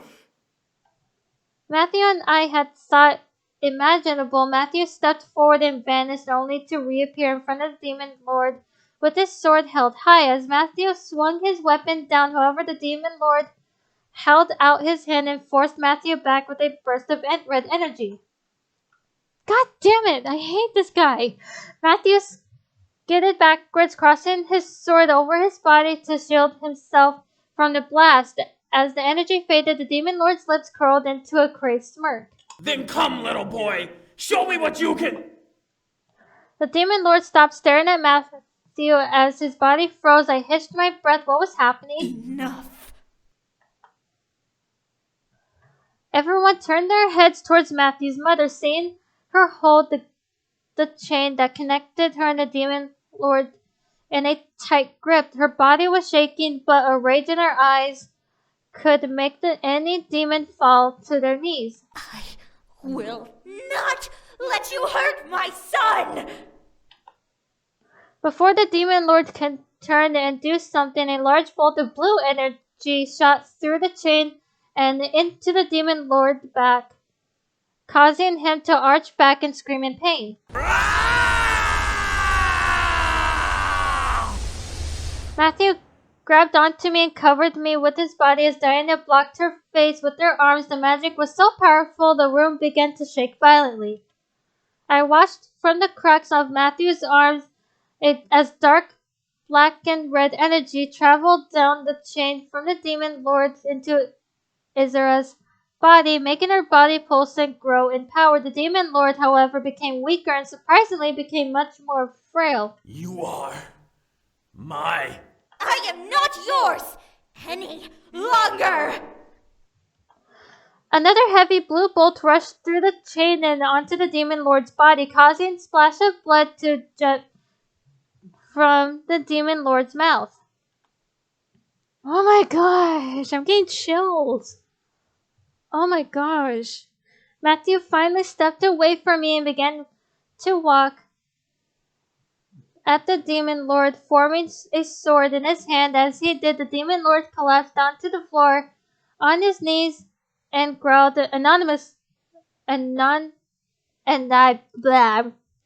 I'm reading that wrong.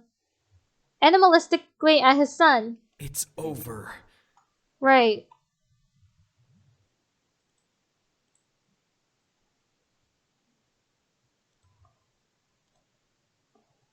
What surprised me was the smirk that graced the demon lord's bleeding lips and the chuckle that erupted from it. You are indeed the perfect son. Oh, shut up, you dick. Without another word, Matthew raised his sword and rammed it into the demon lord's neck, effectively pinning him to the ground and killing him. A bubbly cry of pain barely escaped the demon lord's mouth as his eyes glazed over dead. My heart felt major relief, shaking a bit as a weight lifted off of my soul. The demon lord was dead at last. I was free and we could go home now. Diana spat to the side, catching my attention. To think his own wife and son would be the ones to kill him. What have I been doing for the past 10 years? Diana. I couldn't stop the amused smile on my face as Diana walked up beside me, rubbing her neck in irritation. You weakened him a bit for them, I'm sure. Diana rolled her eyes as Matthew finally rushed up I can't pronounce that, towards his mother. Mother! Aww. His mother wrapped her arms around Matthew, squeezing him to her. Matthew hugged her back just as tightly and kind, joyous to see her freed from the demon lord's power. I'm right here. It's gonna be okay. I was beyond happy for Matthew. His mother was safe now and the demon lord was defeated. I could feel some sort of weight lift off of my shoulders, knowing that the curse had been broken with his death. I smiled and watched her cry in Matthew's arms. Before I could step forward to join him, however, Diana placed a hand in front of me, glaring ahead of her. I looked up at her with a very surprised face. Diana. Stay back. I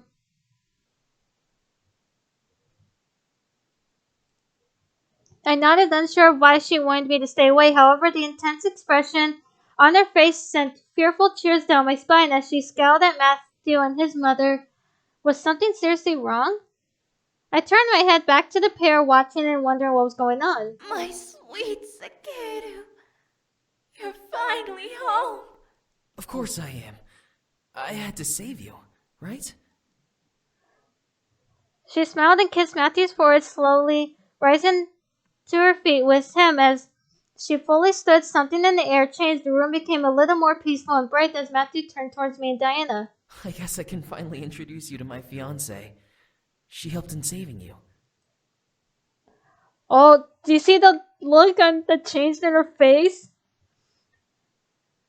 She smiled very softly and looked at Diana, passing over me. What? I felt a little angry and being ignored, but I understood she wouldn't expect a human to be his future wife. The princess of Lilith's kingdom is your intended? What? No, not her. Before Matthew could step towards me, however, she face delicately scrunched up at the side of me. What the? Why is a human here? Huh? Mom, that's my fiancé. What the hell, bro? The atmosphere suddenly changed again. The air became colder and something wasn't right. Something in her eyes changed too, becoming hard and vicious. A human? Yeah? Oh my gosh. Ezra locked eyes with me and I suddenly gasped and became lost in my mind. Detached from my body, I couldn't move anything or speak a single word, and her eyes remained their icy blue color. What was happening? Human. Who are you? I'm no one. I'm an army slut used for energy and sex? What? Matthew stared at me, completely shocked at what I had said. I, however, could only stare at Ezra, whose gaze continued to burn into mine. You are not expecting to be with my son, correct? A human like me is not... What the fudge? Instantly, my mind was my own again, and I released a gasp of surprise. I collapsed into Diana's arms as she reached out to catch me. Ezra looked at Diana, offense clearly written across her features. How dare you! Matthew, get away from her! What is going on? What the shit? I looked up and watched as Ezra glared at her own son and placed a hand on his chest. Her hand was engulfed in a dark blue glow that spread to the taint on Matthew's skin. What the hell? Some sort of invisible force pulled Matthew back and slammed his body into the demon lord's throne. Matthew! As his body came to rest against it, blue chains wrapped around the throne and Matthew's body. The chains began to glow and tighten around him, locking him in place. What the fudge are you doing? Human bitch! You don't belong in this world, and you will never have my son! Oh, shut the hell up. Mother, what are you... Your mother's not here anymore, Matthew. What? She's been connected to the Demon Lord for too long. She's gone mad. Mad? I am speaking truth! The king of the demon world has no need for a disgusting human! You bitch. King of the demon world? I'm afraid you are mistaken. How am I mistaken? The demon lord is dead, so his son must take the throne! The Demon Lord is dead. The rebellion has usurped the throne. Your son no longer has claim to it. The rebellion merely paved the way for the true king to ascend to the throne. My son was always destined to take it, and your little siege helped him achieve his fate. Oh my god, you're... Are you kidding me? Mother, stop! Enough, Sekedu! The chains around Matthew's body tightened as he winced and choked out a gasp of pain. I instinctively reached out and tried to move towards him, but Diana held me back, protecting me still. Ezra looked to him with a sad expression, tears almost filling her eyes. When you left, I was so alone. I didn't understand. I always asked, why did my own son leave me here? You broke my heart, but then I realized it was part of your destiny.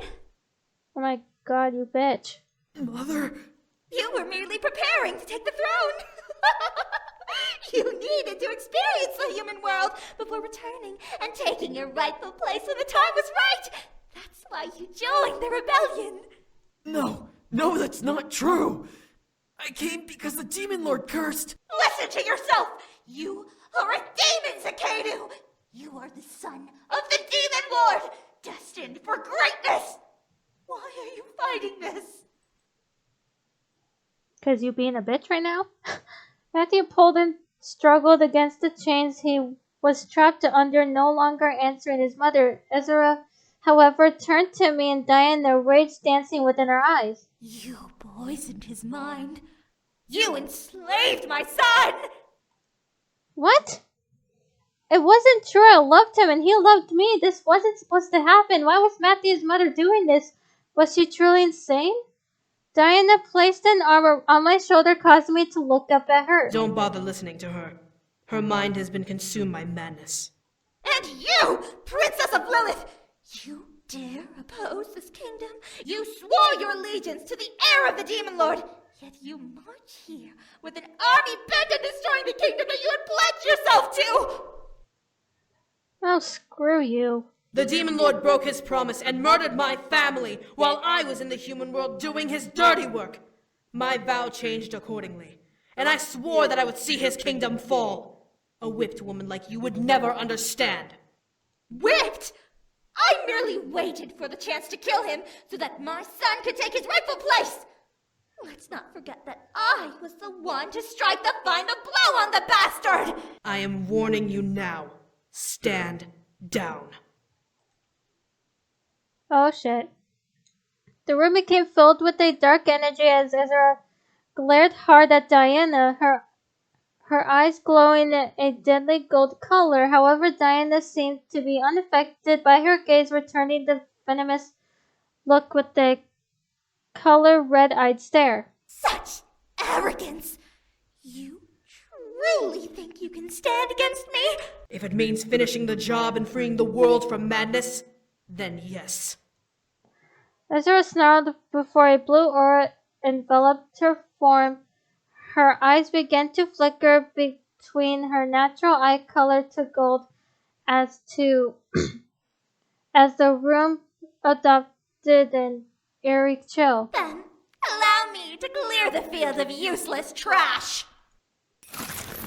What I didn't expect was Ezra shooting a blue and black chain at me, a large blade jutting out at the end, intent on running me through before I could scream. However, I was pushed back and fell onto the ground in the air, in my lungs rushing out and leaving me breathless. Ah! Are you fucking kidding me right now? As I managed to look up, I saw Diana standing in front of me, wings spread out wide behind her, twitching in furious rage. The chain in question had been knocked away and vanished into the air. I won't let you touch her. Thank you, Diana. I love you. Has the human world tainted you, too? You're defending a human! Yet you claim that I am the one who is mad! Stop it! Quiet! With a violent wave of her arm, Ezra cast some sort of black mist over Matthew's mouth. As it took physical shape, a large blue steel mask in the shape of a bird's beak. Are you freaking serious right now? Formed over Matthew's nose and mouth, completely covering the lower half of his face. This is for you, Cicadu.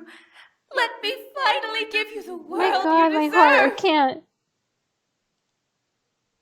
Ezra looked back to Diana, rage feeling her glare and the cold golden color over her irises. I will warn you now, Queen of the Rebellion, you stand against a pure-blooded succubus. Do not think you have any advantage over me. In fact, I am stronger than you can ever hope to be!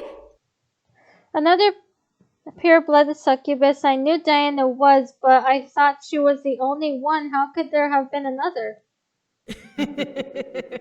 Diana's quiet chuckle, however, broke me out of my thoughts. I recognize the strong scent of lilies. At least this fight will be interesting. Something in Diana's voice changed, shooting shivers down my spine. I recognized her tone of voice. The cruel Diana was back. However, Diana's hand reached back to me. What was she doing? Human, give me some of your energy. I don't need much to defeat this woman. Okay.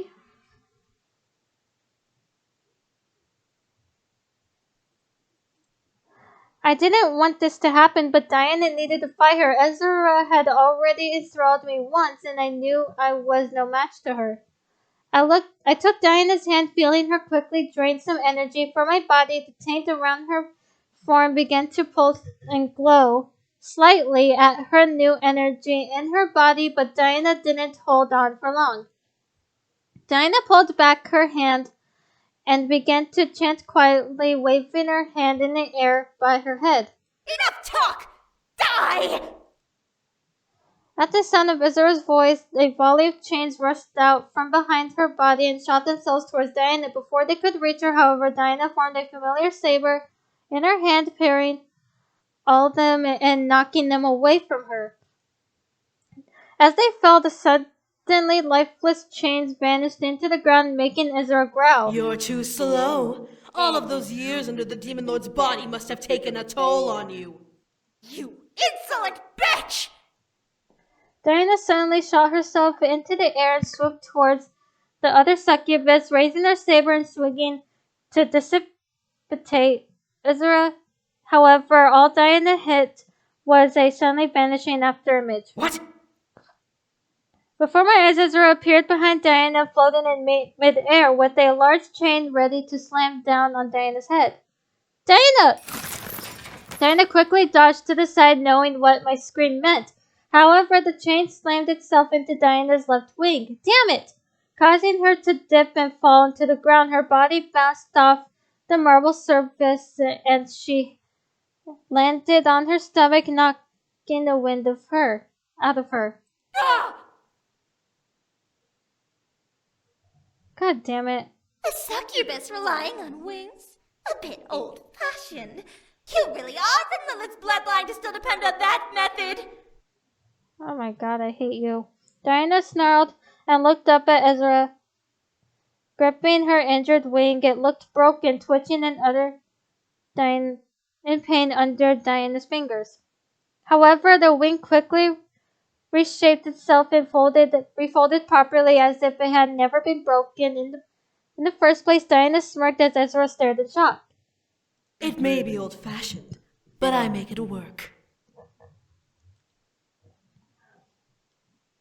With that quip, Diana flew at Ezra again, her wings flapping as she sailed through the air for I can't pronounce that boost. Ezra glared before dispelling her chain and flying at Diana in return, meeting her halfway. Both of the women began to brawl and swiping at each other in the air, exchanging kicks and punches, and either blocking each other's strikes or dodging them. I, however, looked to Matthew. He was still struggling against the chains around him, pulling roughly one way then another to try to find some leeway. His hands were bound to the armrest, leaving him no chance to use his power to summon anything. Oh, fudgicles!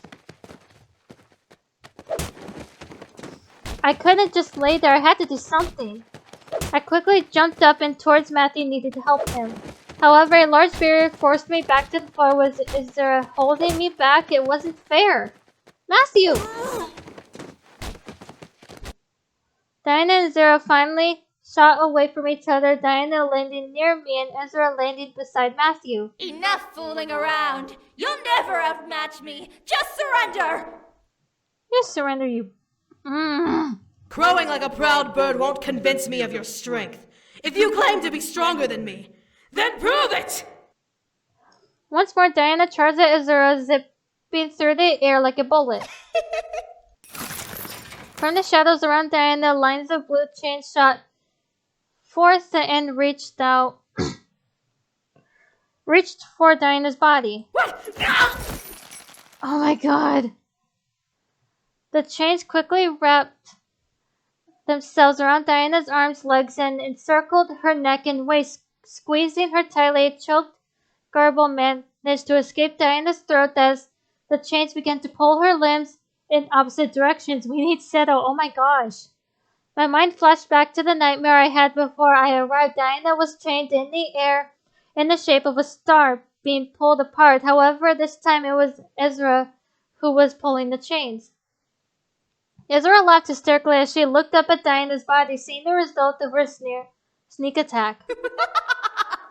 Such a shame, Princess of Lilith. Do you not like that? I thought you wanted me to prove my strength.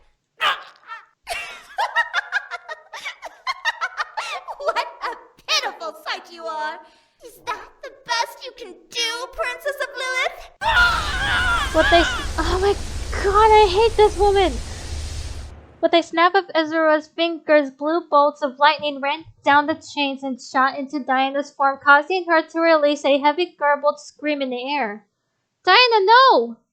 I had to think of something quick. I needed to save Matthew and Diana, but we're both possible, especially with the barrier in the way. My mind instantly thought of Seto. He had a holy magic, so maybe he had the ability to break the barrier. However, what about Matthew? What if Ezra did something else to him while Seto saved Diana? Then I remembered that I can summon Matthew to me using his real name. What if it helped him escape his bonds? There wasn't enough time to decide. I shouted at last, calling out the first name to come to my mind. Diana was in danger and Matthew wasn't. I knew that his mother couldn't hurt him, so I had to get Diana out of her predicament first. As Seto's name reverberated from my lips, a bright light flashed through the room, causing Ezra to cover her eyes and making me and Matthew turn our heads. What? Hey! As quickly as it came, the light vanished, revealing Seto holding Diana close to his body as she barely managed to stay afloat. With her magic, the chains had been broken and were slowly fading away. As Seto glared intensely at Ezra, she stared back in shock as who she saw. What is this? Seto. The guard didn't reply, only intent on holding onto Diana and doing something with his spear, which grasped in white-knuckled grip. His body seemed to glow a white color that speared to gently engulf Diana's body in his hold. You dare lay your hands on my queen? There you go, Seto.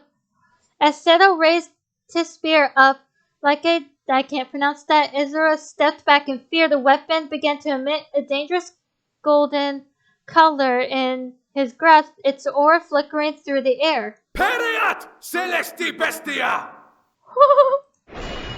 Oh, that hurt my eyes. Oh god. With a strong throw, Seto shot his spear at Ezra. I have no idea if I'm pronouncing that right. If you guys know if I'm pronouncing the name right, let me know. And she protectively brought her arms in front of her and formed a blue barrier around her body. The spear's blade slammed into the barrier and continued to push against it, trying to reach its target. The barrier was cracking as the spear attempted to pierce through it, but the cracks would seal themselves together again as soon as they appeared. Ezra struggled to keep it from piercing through the barrier around her. Diana, barely hanging onto Seto, guided them both back towards me, landing safely on the ground next to me before Diana almost collapsed. Isaiah? I'm fine.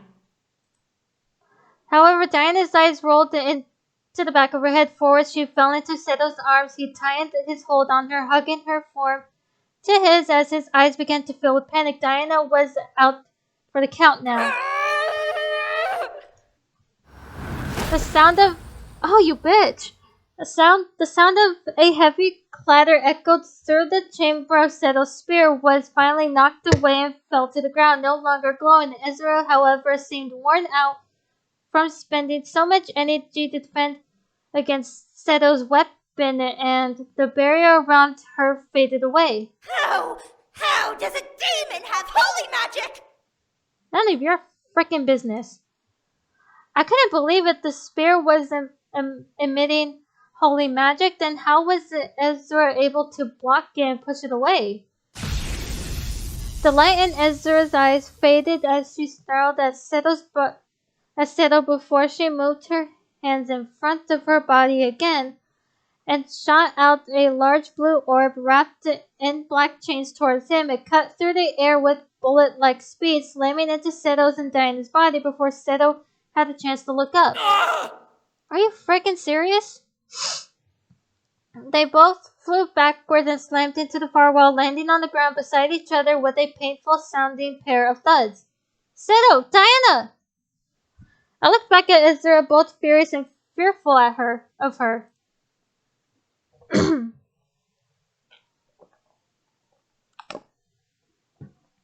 Ezra then sneered at me, stepping down from the throne size. I don't know if I'm pronouncing that right. To walk slowly towards me. I felt my body freeze at her gaze. She was enthralling me again. I fought back with my willpower, trying to deny her any control over my form, but I remained as still as a statue, only able to breathe. You waste of space! Do you really think you can just claim my son? I'm not claiming him, you bitch. He's about to serve a higher purpose and you are in his way! Don't you see that? I gritted my teeth, fighting back harder. I could feel waves of energy rush through me, ordering me to obey her mental commands, but I refused to acknowledge them. I wasn't going to give in to her. All you are good for is being chained to a bed and milked of your energy like a good little harem girl. So much raw energy would be able to sustain him for decades. I stared wide-eyed at her, feeling her energy surge in my body and seeing her smirk grow with each step she took towards me. Her eyes were grimacing with disrage. Maybe that's what we'll do with you. You can be my son's favorite plaything. He'll always have a source of energy and will become powerful enough to completely rule over this world with an iron fist, while you get to live. Would you like that? My mind began to flash back to the nightmare I had of Matthew staring at me with a cold, sadistic gaze and smile. I had to fight myself from shuddering as I battled against Ezra's hold. Matthew will never listen to you. Won't he? I've been draining him of his willpower this whole time. He won't be able to disobey me anymore. My heart stopped and I could feel Ezra's hold take over as my spike of fear lowered my resolve. She was doing what? My eyes started over to the throne, terror clutching at my heart. He was going to obey her? I looked at Matthew to see the chains disappear from his body as he slowly stood, his head down, with his bangs shielding his eyes. I became eyed as he slowly descended the dais, began to walk towards his mother like a zombie-like fashion. Oh my god, I hate you. Ezra looked over her shoulder at her son and chuckled before turning back to me. Now, be a good boy and chain this. My voice caught in my throat as I witnessed a blade ramming through Ezra's chest, making her gasp in trouble and shock. From behind her, Matthew lifted his head to reveal his tear-stained eyes as he held onto the blade that he had impaled his mother on. With a shaky grip, Ezra turned her head and tried to look at him. Matthew? What? I'm sorry, but I love her. My heart swelled in both love but despair. This wasn't fair to him, but it was between her or me, and Matthew made his choice. Sakenu. Goodbye, Mother. Oh my gosh. Without another word, Matthew pulled the blade out from Ezra's body and swung it around his head, cutting a large gash into her back and forcing her down to the ground. My body became my own again as I crawled back from her falling body. Ezra hit the ground and quickly went limp. Lifeless at last, Matthew, however, gripped to his blade and stared at what he had done, both in pain and in shame. My heart began to cry for Matthew. He had struck down his own mother, one whom he loved. With every part of his being, this undoubtedly impacted him hard, and I can never know what ran through his mind. I slowly stood up and walked over, standing before Matthew as he dropped his blade and averted his gaze to the side. Matthew? I slowly raised my arm and offered a hug instantly.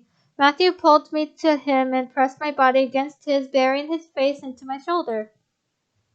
I could tell he was fighting back tears but couldn't stop himself from letting some go. Pressing his forehead against my neck, all I could do was hold him and hug him with the same amount of force. It's over now. It's over.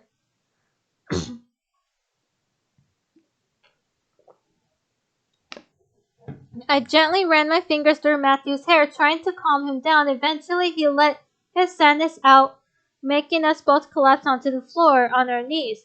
Gripping to each other tightly, his fingers dug into my shirt, pressing me even harder against his chest as he wept against my shoulder.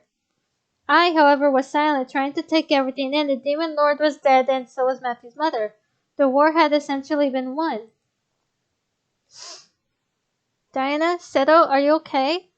As a soft rustle caught me and Matthew off guard, we turned to see Seto and Diana leaning against the far wall, slowly rising and leaning on each other to remain on their feet. Well, that was interesting, to say the least.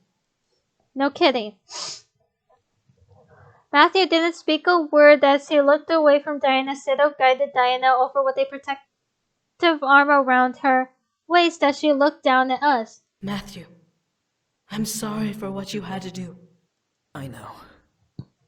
However, you saved the woman you loved.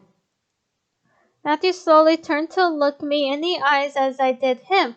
His face was stricken with tears, but his expression became one of slow acceptance. She has been your rock ever since you met her.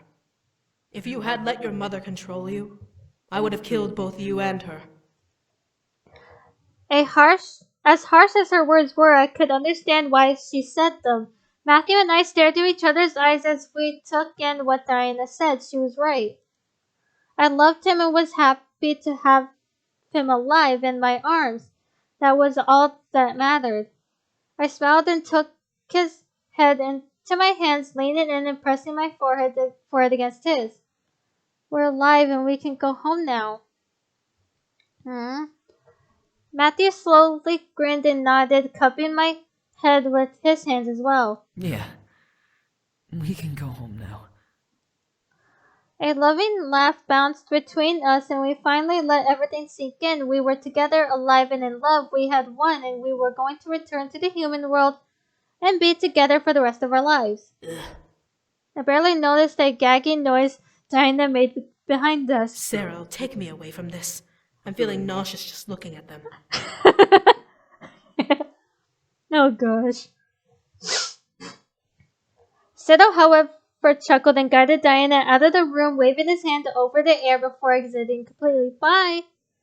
Oh my god, my throat is hurting from all talking. But it's worth it for me to stream this for you guys. As I looked around, the room became vacant and of any damage or death. There were no bodies or any trace of blood. Matthew and I were alone to hold each other and wait until the horn sounded for the war to be officially over. Matthew gently pulled me close and rested my head into his chest, resting his chin on top of my hair. I love you. I couldn't fight the smile that painted itself over my cheeks as he nuzzled closer to Matthew, relaxing at last. I love you too. It was over. The war was finally over. As the smoke cleared, we were victorious. The soldiers left standing were the ones to cheer in victory. The sky became littered with the howls and cries of the joyful and happy. I can't pronounce that. Of the demon lord had ended. But what now? Home was now possible. We could go back to the human world and we could live our lives as we wanted. It was something I desperately wanted, and yet my body was not ready to make the journey just yet. We had to celebrate the success of the war after all.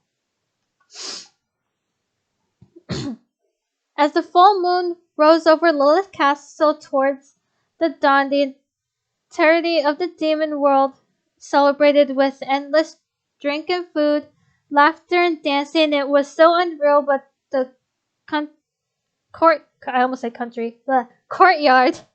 that I could see was filled with smiles and happy faces. We had stayed for one more night, traveling back to Lilith's castle to rest and return home as healthy as we could be. After all, we had just gone through a war. One more night in the demon world wasn't going to hurt us. I got hiccups, I apologize. While the majority of the rebellion danced in the courtyard, I remained with the Incubi and the rebel leaders who were all in the royal hall having their own celebration.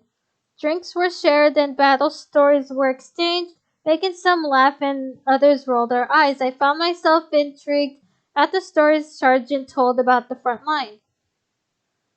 Hey, Diana.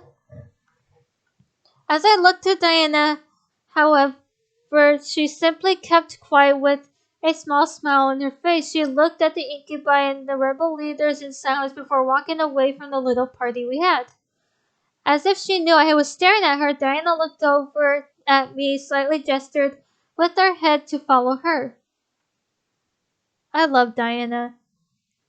And Michaela Laws, who's the voice of Diana. I love you for making this game.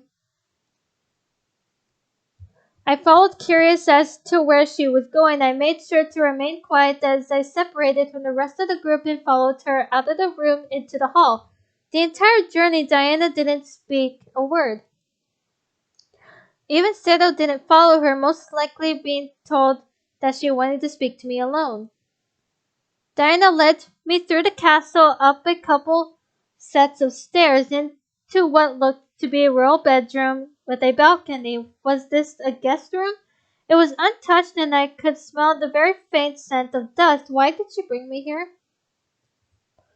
Diana stepped into the room using her magic to ignite the candelabras and air out the room by opening the balcony window. Before I could ask, however, Diana finally spoke up.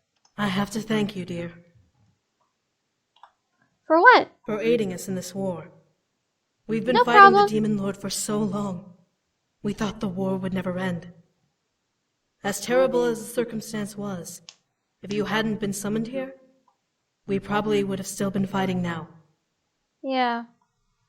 Diana walked to the balcony and leaned against the railing, staring into the dark night sky. The light from the room illuminated her form as she gazed at the stars. Despite the situation around us, the air seemed calm with the faint echo of the celebrations whispering through the night. Excuse me. I walked over and stood beside her, leaning against the balcony, and looked at Diana as she smiled and let out a chuckle. To be very honest, I didn't expect to ever see you again. Aww. After I took your energy that night, I vowed to never deal with humans again. No clairvoyance could have told me about you coming into play in this war. I wasn't exactly counting on coming here. And let's see, I still don't want to be here, but at least I got to help bring peace here. It was good to see you again. It was good to see you again, though. Diana stared wide-eyed at me, a small form of blush on her cheeks. What? It was true. I was able to see another side of her, one that wasn't cruel or ruthless towards me. I guessed it was the real her, and I was happy to find out that she wasn't a terrible person after all. When you were in the human world, I never imagined you to be a nice person. You did everything you could to mess with me and try to get whatever you say that. Course the boys to return since I came. I know who you really are. You have a good heart, Diane, and I'm glad to know it now. Yeah, I'm glad. Diana stared for a while before smiling softly, her eyes slightly glossing over in a sense of appreciation. She almost looked like a little girl for a half of a second, her face so full of innocence. And you do as well, my friend. Aww. Diana turned her body to me and held her hand out towards me. I smiled back and took her hand, gently shaking it before pulling her to me, surprising her. I wanted to hug her, so I did. I wrapped my arms around her body and felt her very slowly relax into my embrace. With a small breath and what I assumed to be a purr, Diana wrapped her arms around me and hugged me back. Never would I have imagined embracing Diana and seeing her not as an enemy, but as a friend. It was mind-boggling, but I was glad to know the real Diana now. Diana and I pulled away from each other and smiled before she stepped back to her original spot. Oh, I had almost forgotten. I tilted my head at her. What was she talking about? Diana looked at one of her hands towards the sky and waved her hand through the air, making a soft purple mist glow around her fingers. Within seconds, the mist morphed and formed itself into the lavender-colored lily resting peacefully between Diana's fingers. She brought it down and pressed it to me with a kind gaze. A gift, my dear. Oh yeah? A gift? I slowly took the flower out of Diana's hands and inspected it visibly. It was light, but I could feel a soft glow of magic emanating from the stem and petals. The bloom reminded me of the human world lily, but something about it seemed otherworldly. A flower known only to demons of Lilith. We call it the flower of Lilith, because these flowers were said to have been created when Lilith first appeared in the Abyssal Plains. Oh. I stared at Diana, not understanding why she was giving me such a gift. She chuckled at my confusion and leaned against the railing, continuing her explanation. It is also a flower we succubi use when we marry. Oh, use? What do you mean? Diana chuckled again before she gently took the flower from my hand and tucked it behind my ear. As it settled against my ear, I felt mist circle my head, form into a flower crown of lavender lilies. The way Diana looked at me made me feel like I was in my bridal wear already. A human you may be, but Lilith would have been proud to see you marrying one of her own. These flowers represent her blessing. and may only crown the worthy. I felt a blush run across my cheeks. This was a blessing. I slowly reached up and ran my fingers along the flower crown adorning my head, feeling the soft petals against my fingertips. They were almost pulsing with energy. I felt both flattered and honored that a simple flower felt that I was worthy enough to crown my head. Did I say that right? Enough to crown my head. Yeah, I said that right. Diana let out a sigh and looked back to the sky, making me do the same. One would have expected the sky to be full of smoke or smell the war's aftermath, but the sky was clear and fresh air drifted through my nose as I inhaled. It was indeed another world, and tonight was my last night in it. I guess this will be my last night, won't it? What? I turned my head to Diana in confusion. She didn't look at me and continued to smile at the sky. What was she talking about? In Diana's hand formed a small goblet containing a dark liquid I assumed to be wine. She placed the goblet towards me on the balcony without looking and waited. She avoided looking towards me as she waited for something to happen. What was she? I then felt a small weight in my pocket and memories flood back into my mind. I stared at Diana in shock when I realized what she was doing. She knew, and she was willing to take it. I stared at the goblet, now measuring the worth of this action. The vial in my pocket could be so many things: a sleeping draught, poison, acid. Diana, however, seemed to be accepting of whatever it was. I became suddenly conflicted. Did I want to do this to her? I remembered the promise I had made, but I couldn't go through with it. Diana was my friend now, and she had done so much for me and this world. She didn't deserve whatever the vial had in store for her. I took the goblet and cleared my throat, finally getting Diana to turn her head and look at me. It can't be your last night. You have a world to rule.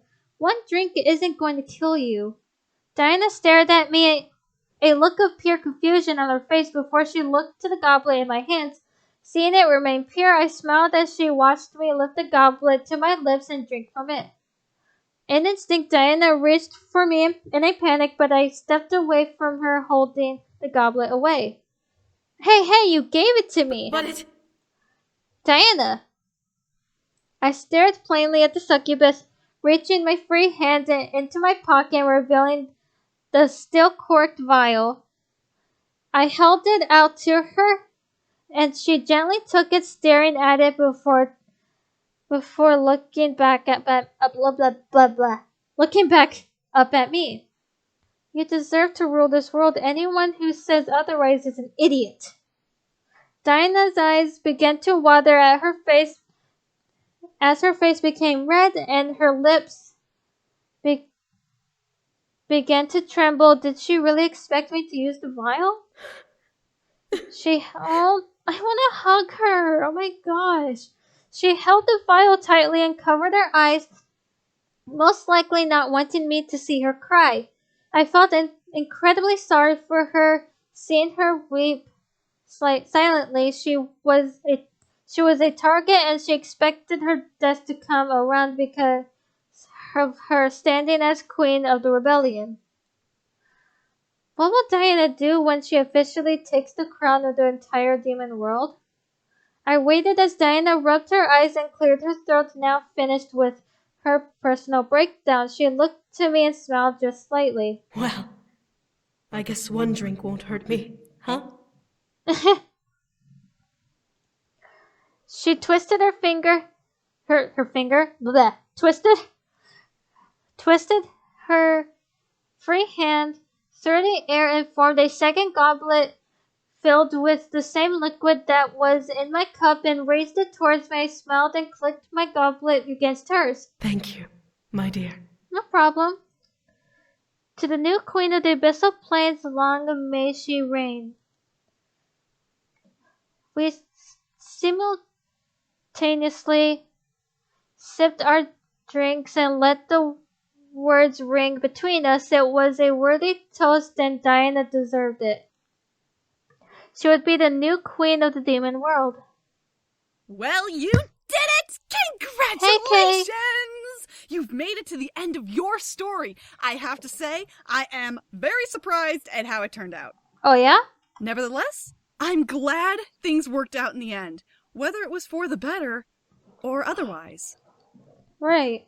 I never imagined that Matthew's own mother would go crazy and turn on him. At least the Demon Lord got what he had coming to him. True. Anyway, Matthew's completely free now, and you got to return to the human world in the end. Anyways, you've been through a lot, so why don't we skip to... Huh? You want to know what happened after the war? Right. Well, I mean, I guess I could tell you. After the war was finished, the entire rebellion celebrated. Word spread far and wide about the rebellion's success, and soon every kingdom in the Abyssal Plains had become united with the new authority. You would think demons would be more hostile towards each other, being demons Fair. and all, but the threat of the Demon Lord was what brought the entire world together. The entire world united under one banner, the Lilith Crest. Diana became the sovereign of the entire plane, accepted and loved by practically everyone because of her devotion to the world and her bravery in the war. Sero, as devoted as ever, remained by her side as her loyal bodyguard. Diana became one of the most beloved rulers in all of Demon World history. Her natural heart of gold led her to lead the world to a prosperous future, one filled with peace and happiness. However, she had a long list of words to say against the rebel leaders. You did give her the vial of poison, after all. While Diana had a heart of gold, she wasn't at all forgiving of what they had attempted to do to her through you. She made them choose between death or banishment from the Central Council. Faye, Sargent, and Rabbit chose banishment. Shadow chose death. And I believe that is everything that happened after... Well, except for your story, anyway. Matthew and you went back to the human world and had a peaceful night in your bed before moving on and getting married. Huh? How do I know? Well, I have my ways. Maybe you should check it out. Alright. The wedding day, which was rescheduled without any issue, became as perfect as I imagined it to be. The ceremony was perfect, and the reception was filled with food, cake, streamers, and everything a perfect party should have. Our night became filled with both excitement, fun dancing, and feeling of perfection as the realization of everything hit me. I was at last married to the man of my dreams. I could go on and on about the wedding and the honeymoon, but honestly, after the war, I was more concerned of living my life afterwards. Our lives exploded with possibilities after we officially became husband and wife. Matthew helped escalate the Anderson Toys Company to new heights with his brother and became a head designer for toys. He began to pump out idea after idea, becoming a master toy maker like my grandfather was. As for me, I began to go through my own success in life, dedicating myself to becoming exactly what I wanted to do. After all, my husband was being a master toy designer. If I put the same amount of work in as I did in the demon world, then I was going to be okay. However, there was never a day that went by that I didn't think about what was happening in the Abyssal Plains. It was a heavy chapter of my life, one that tested the love between me and Matthew. The memories of our final fight with the Demon Lord and Ezra still haunted me slightly, but it only showed how passionate Matthew was and with keeping me safe and remaining as my own. I was blessed to have him as mine after everything we went through. Still, I was confident that we would get through it and stay together no matter what came our way. Demon, devil, whatever, it didn't matter to us. We were unstoppable together. A moment to myself was all it took to remember everything that went on during my time in the Abyssal Plains. It was a heavy part of my life and chapter I would never forget for as long as I lived. Still, there were some fun moments while others only proved to me how strong I was and how strong the love me and Matthew had was. It was a blessing to disguise. Yay, we're back in the human world. I sat at the dining room table looking over the multiple photos that were taken from our wedding. There were so many goofy smiles, embraces, and tear-jerking moments that spanned through every picture. I felt myself grinning at the sight of each one, remembering vividly each moment as it was shot and captured in nostalgic euphoria. I almost wanted to go back in time and relive it all over again, just to feel the emotions run through me once again the first time through. What do you think, Simon? Oh my god, Simon.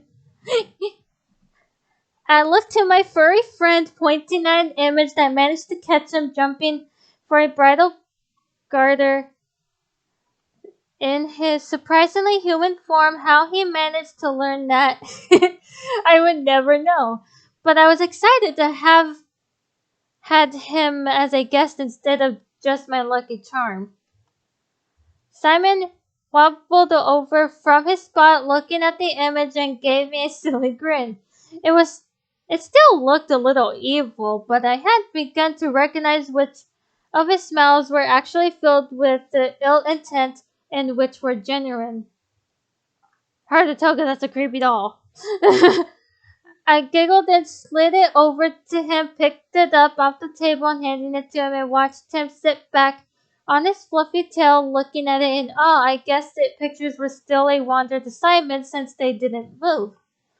Shaking my head, I began to slowly pile the rest of the images together, eager to store them away for the future, and frame some up just for the sake of the memories. As I did, Matthew walked into the room, hands behind his back with a smile. What's up? Oh, hey, Matthew. Hey, what you doing? Nothing much. Oh, I was just looking at our wedding photos. I got a bit nostalgic, you know.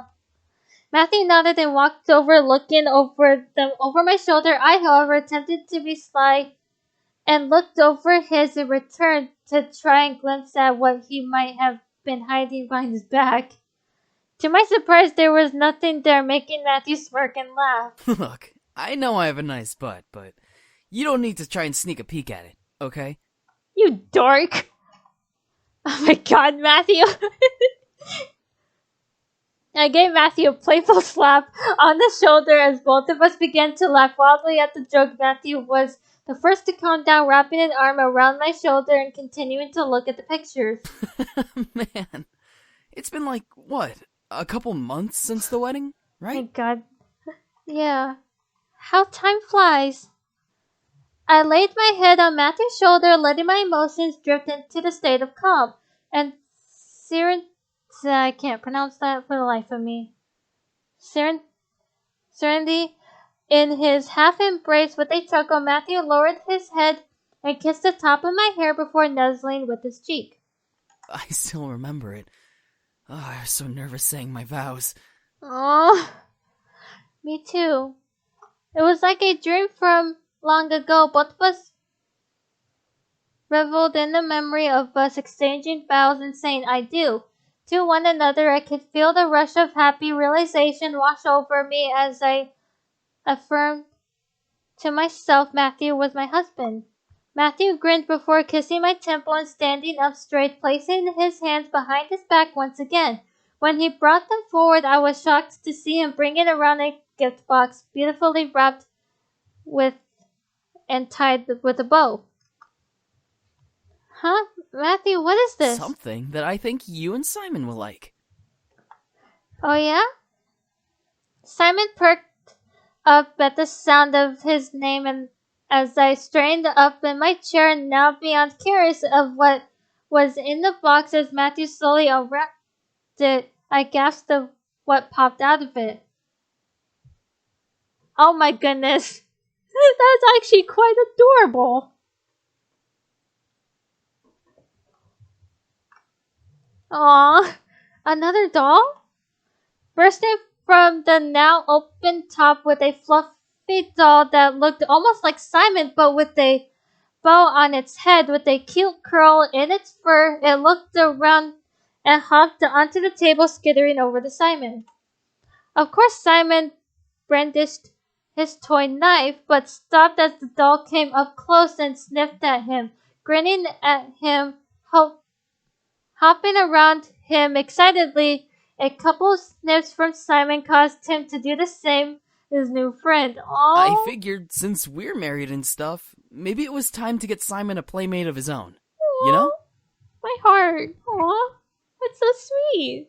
I smiled as the two furry dolls bounced around each other, now excited for their new company. And stood walking over to Matthew. He lowered the box and wrapped his arms around me, grinning down at me as I nuzzled my nose into his. You are the absolute best, you know that? I do my best for you. Aww. Matthew raised his hand and brushed a strand of hair behind my ear before cupping my cheek. I felt his warmth radiate from his hand, causing me to lean into it and smile. I love you, Matthew. I love you so much. I love you too, more than anything. And I'll always be here with you, working to keep a smile on your face. Aww. I couldn't stop my smile from growing before leaning in and kissing Matthew lovingly, feeling him kiss back with the same amount of love and passion I had. He would always be there with me, and no one would be able to take him away. I would be here, arms wide open for him, and I would fill him with my love as long as I lived. And that was my perfect happily ever after. Aww. That's how you say it, air. Alright, so I think that was it. But yeah. Alright, so let's see who's live at the same time as me.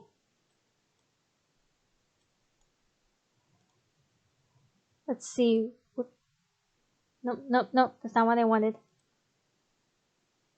Oh, let's raid Ninja. Alright, I'm gonna go raid Ninja, and I hope that you all have enjoyed. And I will see you guys next time. He's playing Stardew Valley, by the way. Alright, hang on. Before I click to raid him, let's go to his Twitch channel. Yeah, I'm ending the stream because it's like 3 a.m. where I live. So yeah, all we have left is, let's see, Eric and Damien's route, and I will redo Diana's route so that we can romance with Seto as well, which will be interesting. So I hope that you all have enjoyed, and I will see you guys in my next stream. Bye!